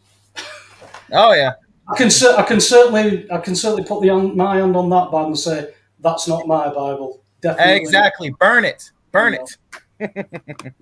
I am jealous of people who have found peace through Bible, and they sort of like, not that they don't care, but it's like if they have a problem, it's like God will. They don't care. Like they haven't got like they don't stress. God will take care of it, and they've got that in their life, and I'm jealous of that. But Alex will tell you, mate, that that's the opposite with me. When I wanted to go and tell everybody not only what this world does, because that's the talks that I've been going around doing. Did a talk at Burnley last Monday. It's putting this testimony in, because without learning the lies and the untruths, because it's not just lies, it's the worst kind of lies, because it's littered with truth. So we can't discern it ourselves. It creates that cognitive dissonance, and we're born into this world saying, no, it's this, this, this. And then all of a sudden you find out there's truth here. Everything cracks open and falls apart, and you're looking at all the pieces and you're going, well, this can't go back together now. So what do? All of a sudden, my life's foundation, as Alex was saying earlier, my life had been built on the sand. Everything had crumbled because nothing was real. And the only difference for me was mentally and intellectually, I knew that the Bible, the gospel, was a very unique message. I have a family member who's a teacher, and she teaches religious education. Now, because she's teaching primary school, she teaches things the way things like the Catholics will go to God on the bus, the Protestants will go on a bike. For some reason, she always puts the Muslims on an aeroplane. I'd never ask why, but it's just an explanation to see that we all go to the same place. But this message said, no, that's not true. Nobody goes there without me. I'm the way, the truth, the life. Everyone and all religions said that's wrong. What he says is wrong. Jason's a Catholic. You can now, the Pope has now blessed same-sex marriages. I don't care if you're a man, you love another man, and you want to get married, you've got the free will to do that. I don't care. I know loads of them, people who are gay. Some friends of mine, I don't care. They don't come and talk to me about it. I mean, in my job, they did talk about it, but it was all about banter with that. It's so strange to see it written down, say, look, you can do that. I've given you free will and I love you. But if you want to be with me and I want you to be with me, you can't do it. I had to stop doing things that I love doing. I could never imagine not doing them. You know, when you've been in a long relationship and you come out of it and you've got the chance and you're seeing three women who, you know, it's just all fun and games. All of a sudden, I had to stop doing that because there was an impression made on my heart. But that isn't blessed by the Catholic Church. Adultery is not blessed by the Catholic Church. If you're drunk, they want to help you. But that is written in the Bible. It's nothing to do with me. I've not made you for men to be with men and women to be with women. I've not made you for that. But if you want to do that, go and do it. And I say go and do it as well, because I went and did all that what I wanted to do. You know, I've committed what the Bible says is sin. If that means going against what God wants me to do, that's what I've done. If I want to be with him according to this, that everybody says is lies, I have to stop doing what I love. And that made me contemplate. That made me, and then all of a sudden I had that experience, and all of a sudden I didn't want to do it. And it changed me. So what you're talking about, Mick, is when it changed me, I had 3 years of bliss, but then this will come back and attack me. And the people now who are panicking from what had happened to, you know, all with the bills going up, all of them wanted that quick remedy and it's not there. So they're all panicking about it. That made me more compassionate. But when you go on to people and you've got people saying you're a loser, you're a knobhead, it's just like when people say, oh, you believe in Christianity, the Bible's false. Well, I've done my due diligence, that's all I can say. And I know what it's done to my heart. I know how it changed me. Complete 180. People who knew me would not believe who I am now. They just wouldn't. And my ex-wife, I'm blessed that she's one of my best friends.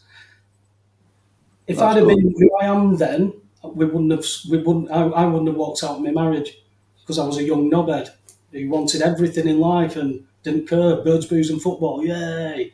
All what I taught was life. and then all of a sudden, I don't want to do that anymore because this changed. I can't explain that, and I can't prove that did it to anybody else. But it's like when Taylor got all irritated because somebody's questioning what he's researched. You know, many people have skimmed across Q and said load of rubbish because of all the Freemasons. He's gone a bit more in depth and thinks he's put the pieces together. Well, that's going to have to play out for Taylor. If he can't be sceptical about it, he's going to concentrate on it. And if it doesn't happen, it could really damage him. That's why I said you've got to be more sceptical. You can't put it in. Put your finger down, you. That's my way of saying I want to interject. I know what it is, but that's what I'm saying. He's got the passion, he's got the beliefs because he's put the pieces together.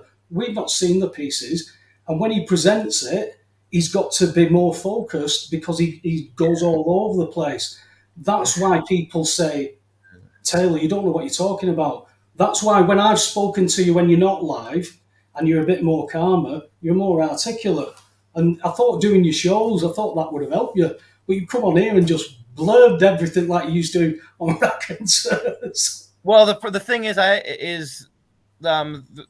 honestly, I kind of did that just because, like, it's the problem when you talk about these kind of things that you really need to get all the backstory in place. You can't just get to the main point. It's like watching a movie. You can't just walk in the last 20 minutes, see the finale, and say you've watched the whole movie. You have to know that you have to watch the first 2 hours first. But that's the point for the whole life. We walked in at the end of the movie. We've all been born at the end of the movie, and we've been told what the rest of the movie is, but we've never gone and looked for ourselves. And you know, you can find that information in 0.2 of a second, whatever it is you want. You know, from how big Katie Price's boobs are to quantum physics, you can find out yourself. So why wouldn't you do that for the most important things that could be the most important things that could affect your life and your eternity? And if you go and look and you still come away saying that's a load of rubbish, then that's yours. But at least you can say I've done my due diligence. That's the only thing that I can absolutely say. If you don't do your due diligence, you can have your opinion, but it's not valid. It's only valid to a certain point. Exactly. Thank you. And also, I just want to clarify, Jack. I was not trying to attack you. I was only mentioning you because earlier you made a comment that says like, "Oh, he's talking about this Q rubbish" or something like that. I forget what the exact thing he said was. So I'm not trying to attack him. I think he's a cool guy. He and I are like the only two people in the chat that agree on World War II truth after all. So I think he's a cool guy. I think you just took his comment a little bit too personal. He's chatting away in the chat room. It's not necessarily directed at you. It's just his opinion on things. Like I said, people have opinions. He might have researched it as much as you and have the opposite opinion. We just don't know this stuff. You know, I mean, Alex, your mind's been opened recently, hasn't it, with 2 non-canonical books, but it's joined a few dots and set things moving, haven't they? So it was information you didn't know. Has that information benefited you knowing it, or has it been detrimental and you've been able to discard it? No, it's been interesting for you, which is one of your favourite words. It is. Well, it's just jigsaw pieces. At the end of the day, you can't know whether a piece of data or information or knowledge is correct, factual, accurate, whatever. You can only graft it into your current framework. So, like I say, it enters from the outside initially as an anomaly.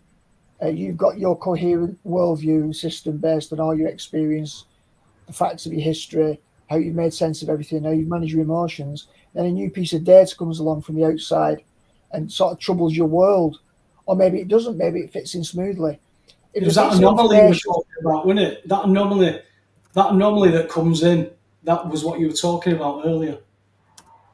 Yeah. So this information you have to have a relationship with, whether you like it or not. And there's a lot of information buzzing around. So if you can take information from anywhere, like a non-canonical text, and say it fills in some background, and it helps you to tweak your internal jigsaw to make it a bit more sophisticated, great. But every time some new information comes in from outside, so for example, without getting into it too much, because I don't want to create a polarized debate about the flat earth, but basically you've got people in a particular position that obviously have believed for a number of centuries now that instead of the Earth being flat, it's spherical, and it's moving and so on, and it's rotating and it's moving around the solar system. So that information is a massive. Oh, controversial, Alex. Say again, pal. You're so controversial. Well, no, all I'm saying is a lot of people just automatically say that because everything's a lie in this construct, that must be a lie as well. Well, that doesn't follow. It's not logical. It might be, but it also might not be. So the problem That's why is you've got a question. That's why most people don't, Paul. When they start talking about when you say what they'll do, they go, "Yeah, the world's flat," or they go, "Well, at least I know it's not spherical." And the bottom line is, nobody really 100% certainly knows anything. I mean, this whole thing could be a simulation. We think we know about the ultimate nature of reality. Well, what if it's made of ice cream? Nobody knows. And would it matter if it was? Oh, yeah, we've discovered that everything's made of ice cream. I know a few people who'd eat himself. Yeah. Well, look, it's strawberry ice cream as well. It's not just ice cream. And it could be wild strawberry ice cream for all I know. Don't make an ice cream out of domesticated farmed strawberries. Just get them wild. So I think the totality of reality is all created out of wild strawberry. That's the underlying structure of all reality. And it's also fractal. So it's a fractal strawberry. Nobody knows what the hell I'm talking about. But I could be right. You don't even know what you're talking about at this point. I'm just making this shit up. I could be right. But how do you confirm or disconfirm that there's a fractal strawberry underlying the whole of reality?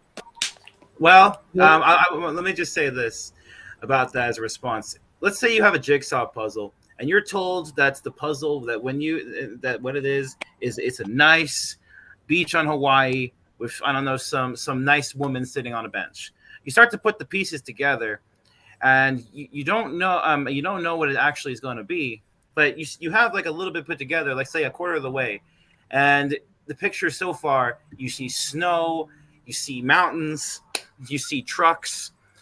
So even though you don't know exactly what the full picture is, it's not a beach in Hawaii. Does anybody subscribe to the theory of there's been intelligence before, like the dinosaur thing when they got wiped out?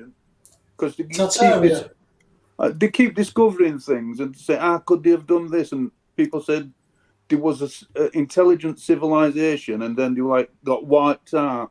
Massively, definitely. Yeah, definitely. If anyone knows the channel Archaics, you might. I've heard of it. Yes. Yeah, I'd employ everyone who's watching, and guys on the panel, go and watch Archaics. He's got he's basically a chronologist. So he spent 25 years in prison, reading books and formatting patterns. He calls them Phoenix events. So we'll do a Phoenix event in 2040. Is that a cataclysmic thing? Yeah. So basically, he says that the Earth's for him, it's a simulation, and every 138 years, it has some sort of wipeout event or some sort of cataclysm type thing. It's just something that naturally triggers. And if you look at his chronological chart, he basically takes it from when he knows that things existed up until present day, and puts it all together. And yeah, everyone needs to go and have a look at his work, even if it's just at the one picture that he does. So he like goes back to all like Sumerian and all the stuff like that, and builds a big. So basically, he's offered Billy Carson debates. He's offered all these shill boy. Billy Carson won't debate anybody that knows what they're talking about, mate. Yeah, I know, that's it. Yeah, Billy Carson's last book, it were copy and paste from his previous books with a bit of AI put in there. That's how he created his newest book. Well, it's enough for some people, you know that. It's enough for people to get through life. Listen, lads, I've just realised we've gone 3 hours here. We did an extra hour because, it's nice to have a response to anybody want to come on. because sometimes it does feel like me and Alex go over things, but the feedback that we get is that they've understood this but not this, so we tend to rechew stuff and try and bring new stuff in. We brought in several different points of views there from all different angles. Everybody's at different stages of research with different things. Somebody goes down a rabbit hole. I've gone down rabbit holes, but I can't stay there because I'm that quick. I want to know everything that's true or everything that's not true, and then everything that we don't know about. Once I've done that, I'm not going to sit there and say, this is it, this is where I'm going. I couldn't do that with anything. I had to go through everything because it all joins. Everything from the gematria to through what we're taught through quantum physics, through debating about what shape we live on. Everybody's got, no, it's this, it's this. Well, all I could say is I had the best piece of advice for this world, and if there's a doubt, ask a question. When you're called names, they don't know what they're talking about. If it's illegal to ask those questions, then there's something that's being hidden. So, who come on first? Taylor, you've got 30 seconds to say your piece, give your website out or whatever it is you want, and then we can wrap up here.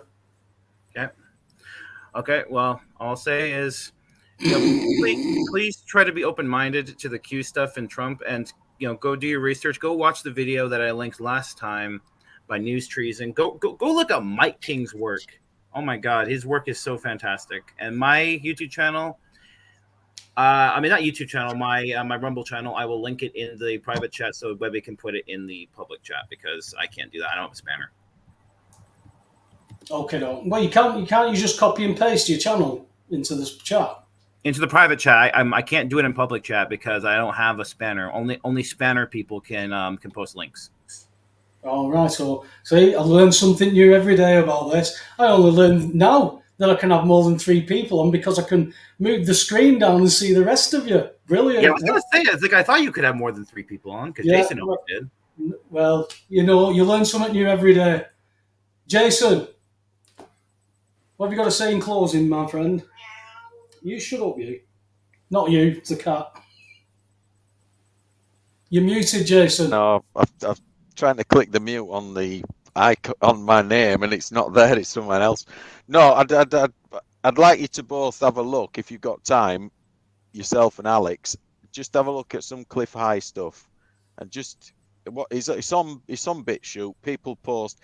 He doesn't really post his own stuff. It tends to be other people posting it. But he comes from a different direction on the because he calls it the Elohim worship cult, and I've got to be careful of what we should and shouldn't say on here because I don't know whether you'll be better doing it on. I don't know whether you've had any strikes before, but people talking about this stuff, they end up on Rumble or BitChute because I don't know how long your channel's been going, but certain buzzwords get you banned.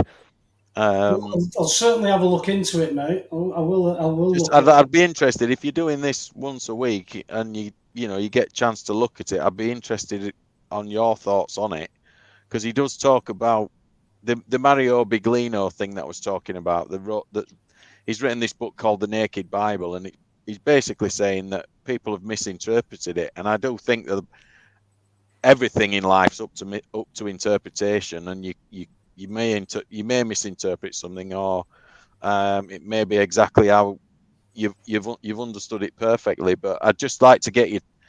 At the end of the day, it's bouncing ideas off people. I'd just be interested to.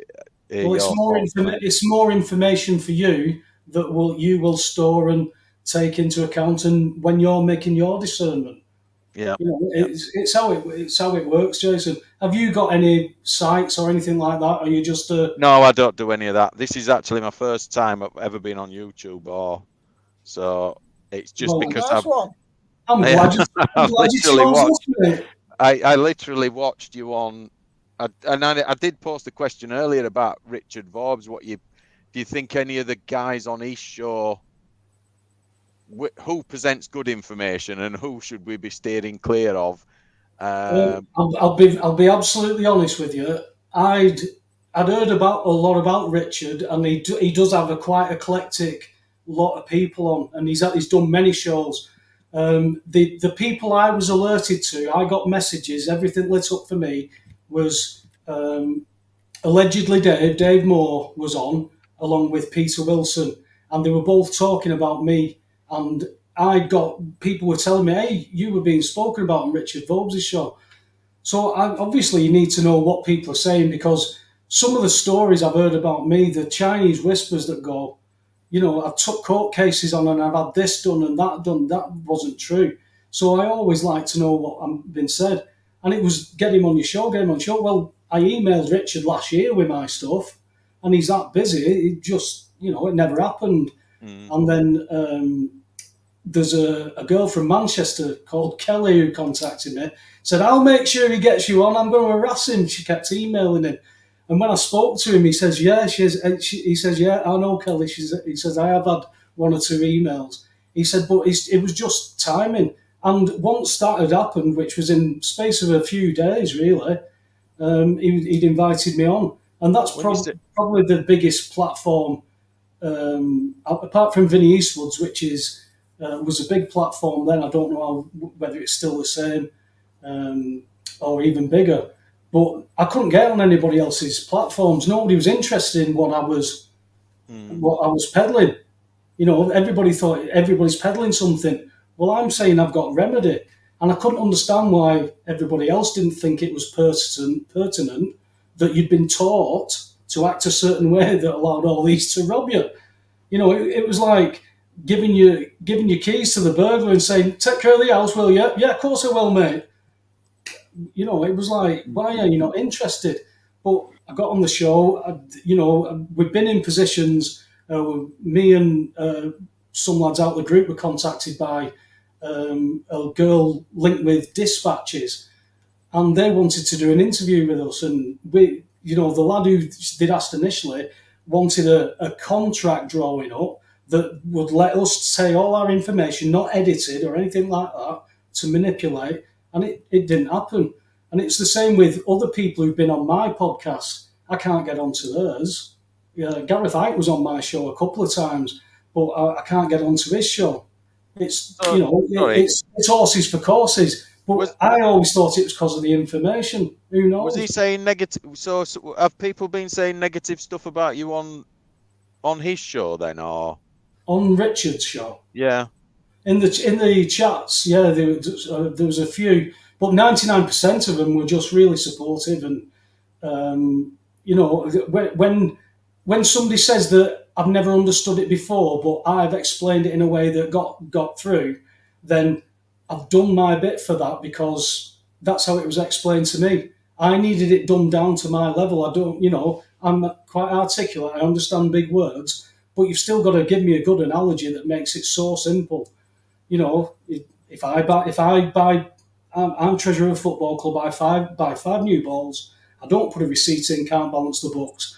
Taxes have gone, government spent it, books need balancing. We act a different way, and it just made too much sense when the way it was explained. So it went from asking questions to me being that open-minded. I've never been closed-minded about anything. The discernment for me about the Bible was I got to that at the very last.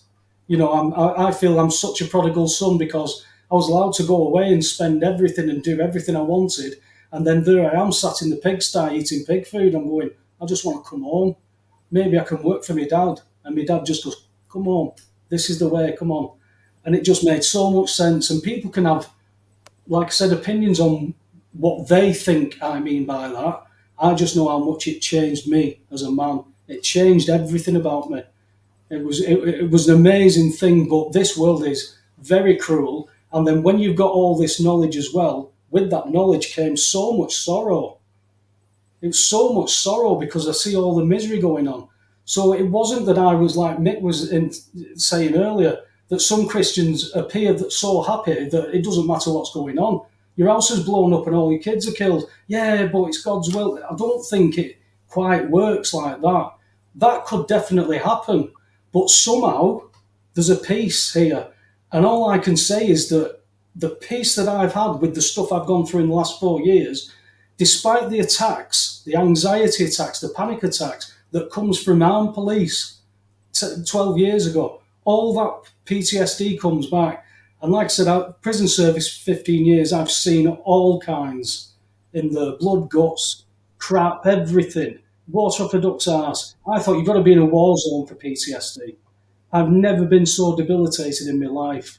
I couldn't have stood in a courtroom with what I've had in the last 4 years. And that was because of new stuff that had come out in the last 4 years, all starting over COVID. So some people want to pick battles, but some people can't help. The battle comes to them. Well, what are you going to do? You have to try and learn something to say, can you do this? And then if you can't do it, or if they can do it, and there's no way around it, then you will submit. But the factor is, we've been sold a pig, we've been taught wrong, and if we act correctly, this is how it should work. But they don't want it to work like that because that's their cash cow gone. So people have got to get that understanding and then be able to move on with that. So, yeah, good point that, Jason. Thank you. No by the way, if you're around again, lads, and you're in the chat room, we're always going to open it up. So now I know I can get more people on. We can take it from there. Brilliant. Beer guy, what are you saying in closing, lad? I did want to bring some things up. I was on the fence for about 2-3 years looking at Bible. When I first woke up, I bought a Bible, started looking into it and reading everything about it. It seemed the more and more that I got on, the less and less that I felt connected with it, to be fair. This is just my experience. But then when I looked at certain parts, it made connections. So if Jesus was a real guy, I reckon that he was mates with Buddha, because some of the stuff, I think the Bible's more of an allegorical depiction of the human body and the stars and everything moving in the sky. One of the Bible verses, all these things spake Jesus into the multitude in parables, and without a parable spake he not unto them. Neither shall they say, lo here or lo there, for behold, the kingdom of God is within you.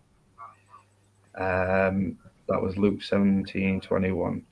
At that day ye shall know that I am my Father, and ye in me, and I in you. John 14:20. And then Matthew 6:22. The light of the body is the eye. If therefore thine eye be single, thy whole body shall be full of light. So from all that, it sounds like Buddha stuff. It sounds like doing the one eye, the meditating, and that was my experience of the Bible. Well, I'd go the opposite from that and say that's copied from the Bible. Because right. Yeah, I think everything's copied from that scripture, because we've got the old manuscripts and we've got thousands of them in different languages that all say the same thing. And from that, we've got all these other flood stories. We've got the Anunnaki from this. It's all the same. Everything's paganistic and satanic, except for that difference. That's why I clearly saw there was a difference there. There was such a simple message that you couldn't put up the spine in Kabbalah and put it to the esoteric stuff, because we're not, as Alex was saying earlier, we're not meant to know that stuff. But now we've got it, we're trying to incorporate it, and we start to philosophize how Christ being in us, because he does say that, but it's about being born again. Nicodemus in the Bible couldn't understand, what do you mean? How do I get back into my mum's womb? She's been dead ages, I can't be born again. Yeah, I completely understood when I first heard that as a child, that means to think differently. I wasn't even into the Bible then, but that message was so simple and so clear. So I've been where you are. I was doing mediumship 20 years ago. Yeah. I was around spiritual churches. I was good at it. So I was going down the route where you've been. I was inducted into Taoism. I was stood before a 5-ton Buddha. going, what am I doing here? I feel no different. I've got people telling me, you just got to go inside yourself.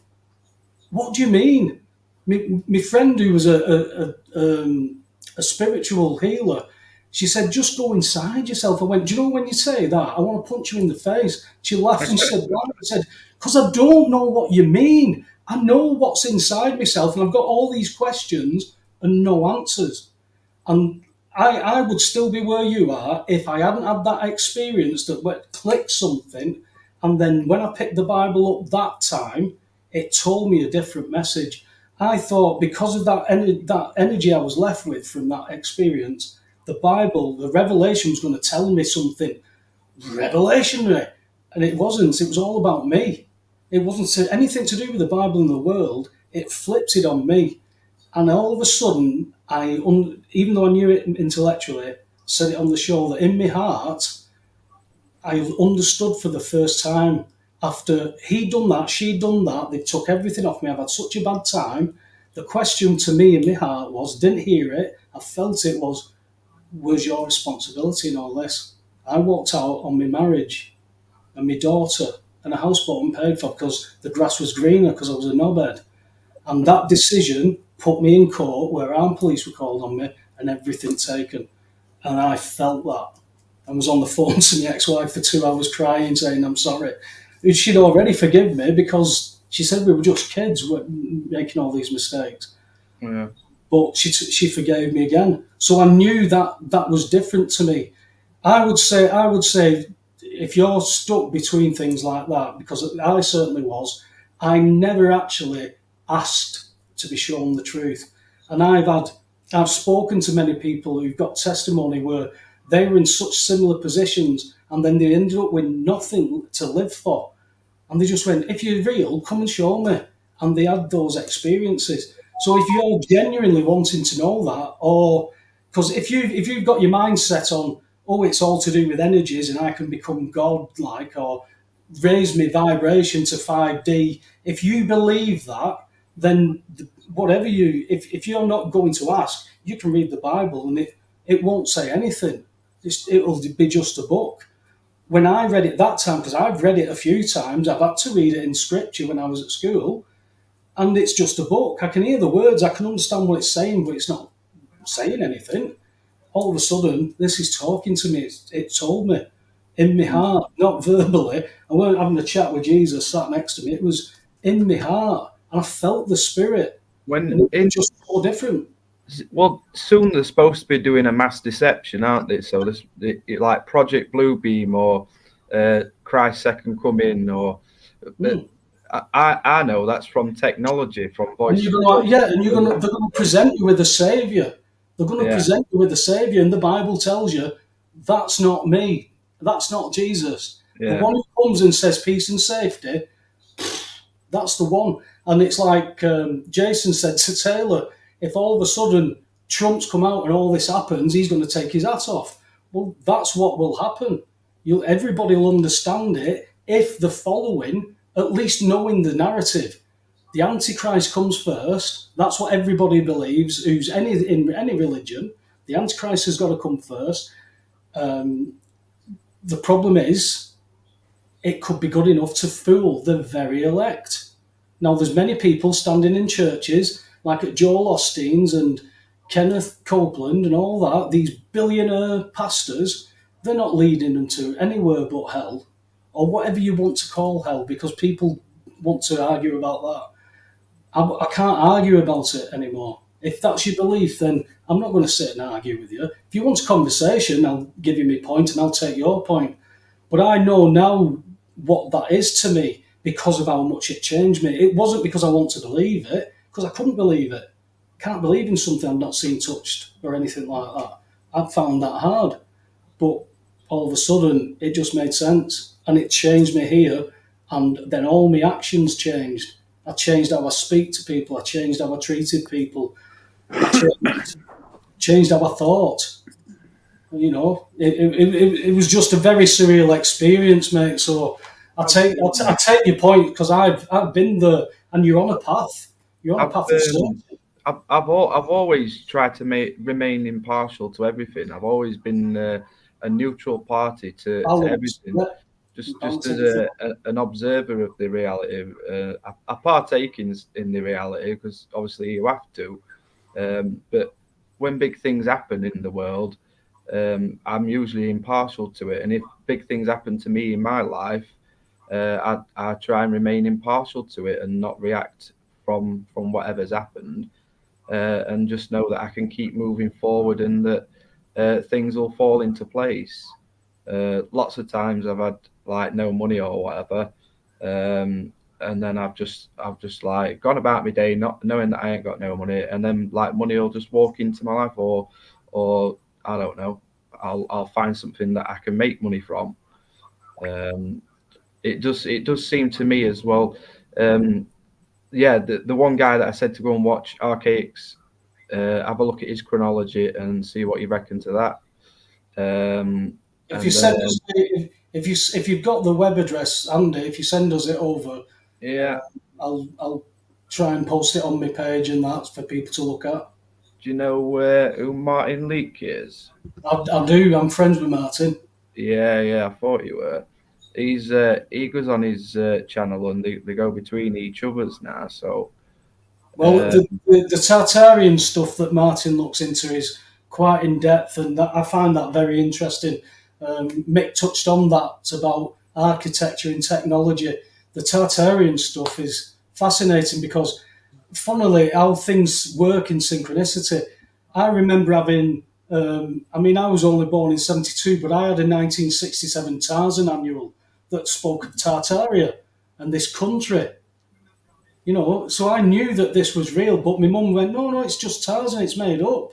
And then all of a sudden, all this time later, I'm seeing it on world maps. So they've always told us the truth, mate. So anyway, thanks for coming, pal. It's nice to put a face to who I now know you are. yeah, no worries, dude. Thanks, pal. Hopefully speak again, lad. Take it easy. I'll jump out now. All right, mate. God bless.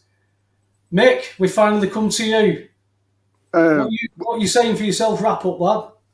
Well, thanks for having me on.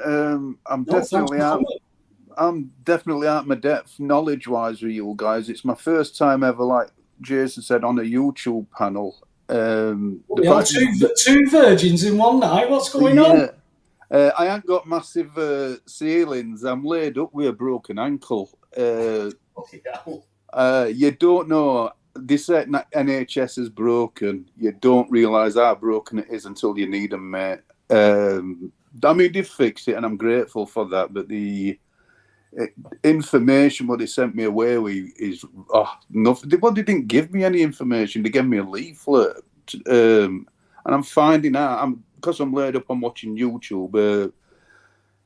I saw you on Richard Vobes, and I got your story, and wanted to watch this, and I don't know why, but I've got myself on panel.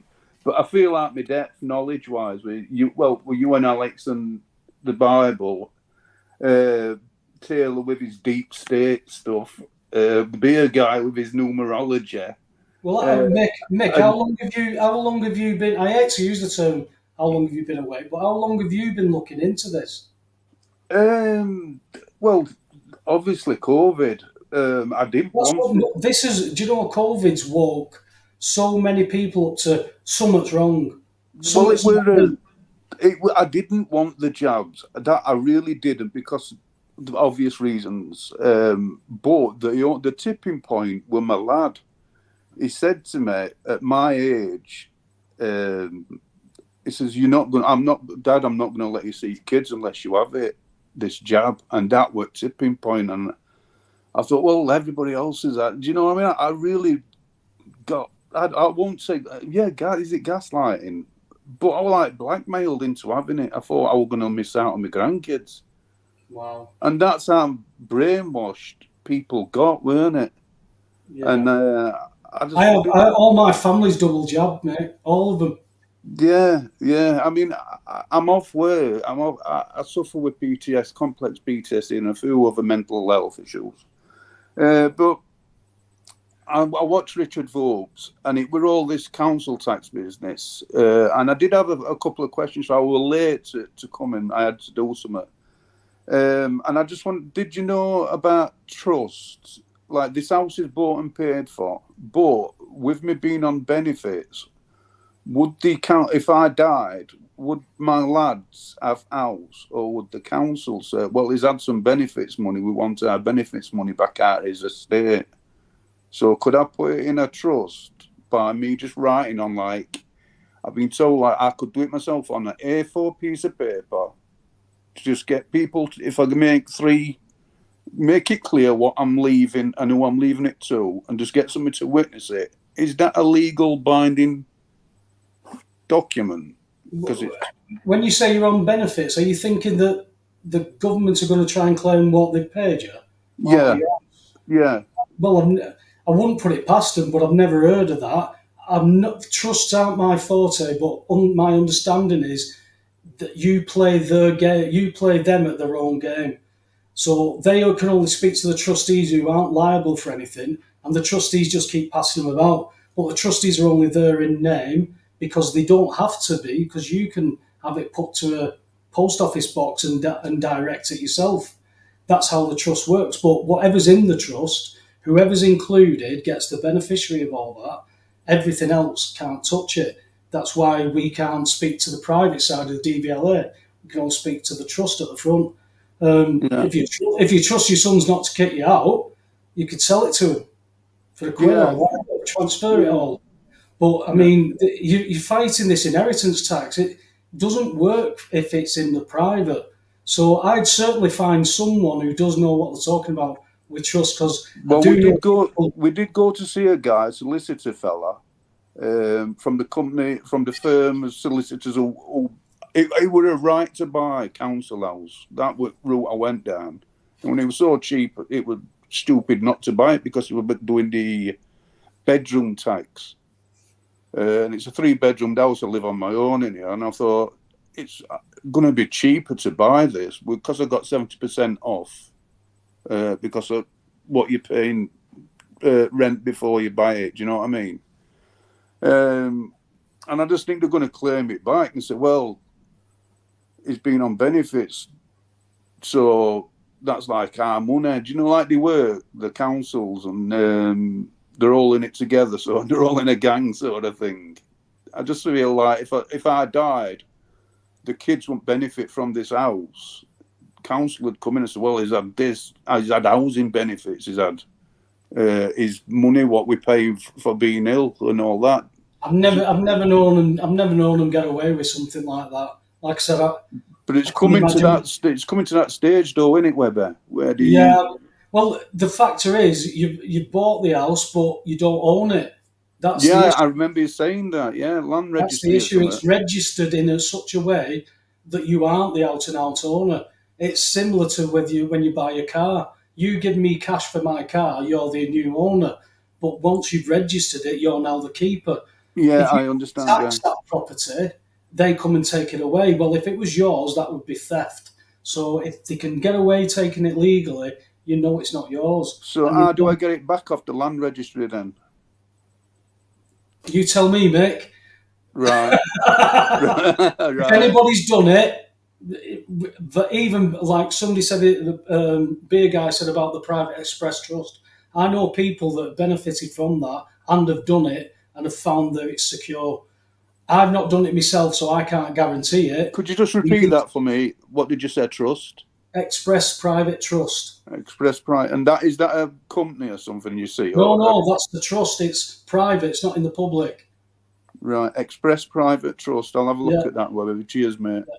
Yeah. And also what Jason said about the topics we talk about on here. Politics, religion, and knows all them things you're not supposed to talk about. I mean, I've been trying to even vaping. You're not supposed to. I don't think you're supposed to vape. But the panels I've got. No smoking outside at pubs soon. Yeah, do you know what I mean? They're telling you can't do anything. But this, for me, this is like sitting down in a pub with a few lads. And having a grown-up conversation with open minds. We'll all have our opinions. and sometimes we will not be swayed. And that would, for me, always depended on the information. If somebody was so adamant that it was true and I didn't know that information, how could I sit there and say, that's not true? Yeah, I've sat in conversations where people swear that's not true. And then we say, well, have you read this new information? Have you not read this? No, I've not read it, but that's rubbish. I'm not looking at it. That for me is just a cop-out. I have to know. I've just got to know. I want to know the truth rather than be popular or happy in ignorance. I want to know the truth. I've been lied to enough in this world. So if you can't show me something that says here, hey, that's touching fair factual, I can't get away from that. Much of the stuff, if there's a question raised and you call names, there's something not right. You don't know what we're talking about. It said earlier that Alex said, we don't know. We brought up that this is the world we live in, and there's this many liars, and these liars are taking billions of pounds and dollars to give us information, and they teach it in education system where the FBI checked on the education system in the 50s, and they followed a group of kids through school. 5-year-old, 98% genius level possibility. At the age of 10, that's dropped to 48%. I might not quite be right on the figures, but when they get to 15, there's less than 5% genius level. The education system works, they said. So that's what it's designed to do. When you come out like you, Mick, you know, forced into COVID, now you're stuck in front of either watching television or actually learning something. But it's just YouTube. I won't watch television. Exactly. It's just too PC and fluffy. It's wrong. It's just wrong. But who do you believe on YouTube? Do you know what I mean? It's like you said, Richard DeVobes, he had such a mix of guests on. He had a very eclectic. I mean, I wouldn't have seen much of Richard's stuff until I was told that I was being mentioned and being told I should go on his show. Yeah. And that made me go and look at what kind of guests he has on. It's all kinds. And that's what you want, because I've only met Richard that once, over online, and he came across as a bloke who just wants as much information as possible. You know, the stuff that he's acted on that he even said, maybe I shouldn't have done that because I thought it had done this, but now there's a bit of pushback. We just have to... YouTube is clamping down on certain things, so you will have to watch. We are careful. We are careful. That's why Taylor's always under a warning when he comes on. Thanks for having me on. Actually, YouTube's starting to lessen up. They're actually starting to lighten up on certain topics. A lot of the something 19 stuff is actually allowed to be on YouTube now. You know, the documentary Hell's Taylor, this is Mick's wrap up. You've had yours. I put you on mute. Shut up. Right. Well, all I'll say, Webby, is thanks very much, and I'll see you next week. Thank you very much for coming. Glad to have you. Thanks, Jason, Alex, Taylor. Thanks again, Webby. God bless, brother. See you soon. Take it easy. Thank you.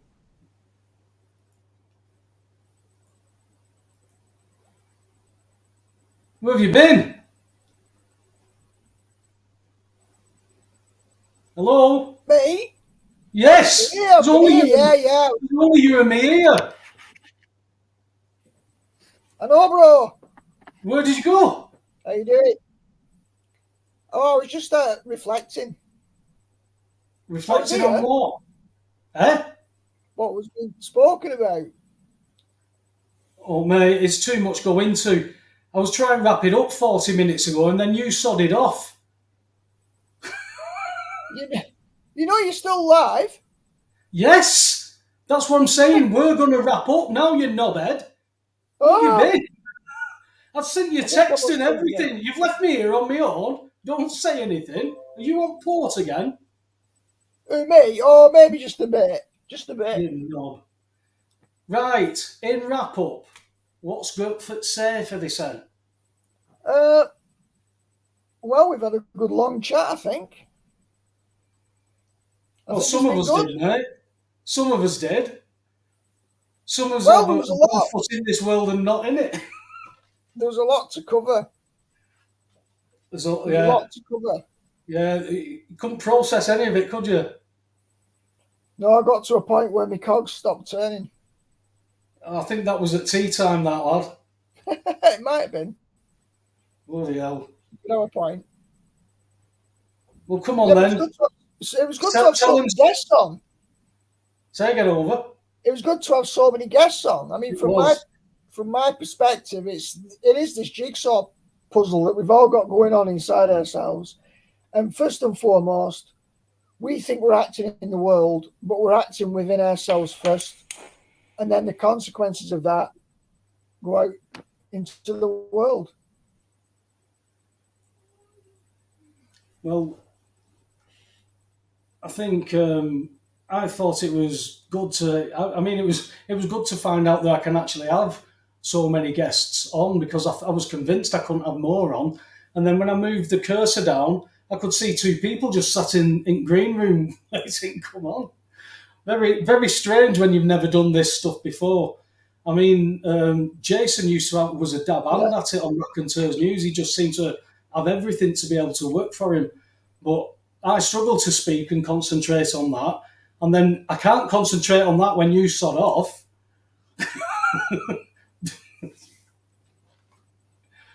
Oh, mate, it was good night.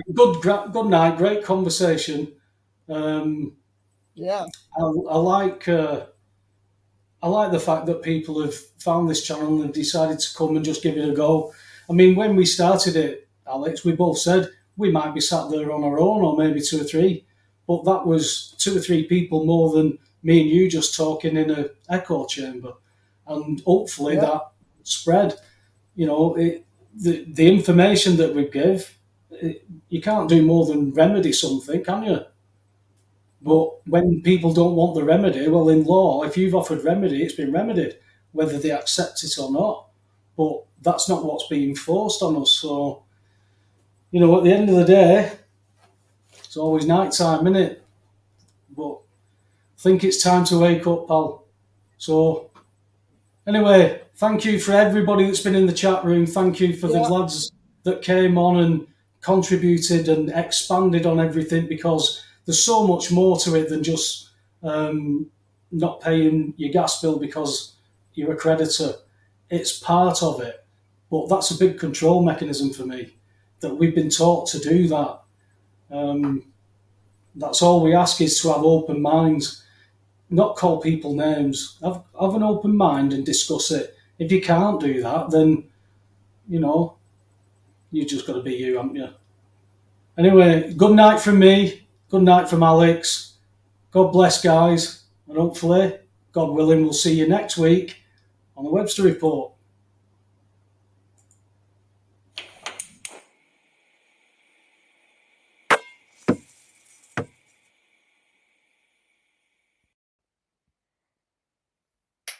Your gas is free. Your gas is free. In a debt-based economy. Your gas is free.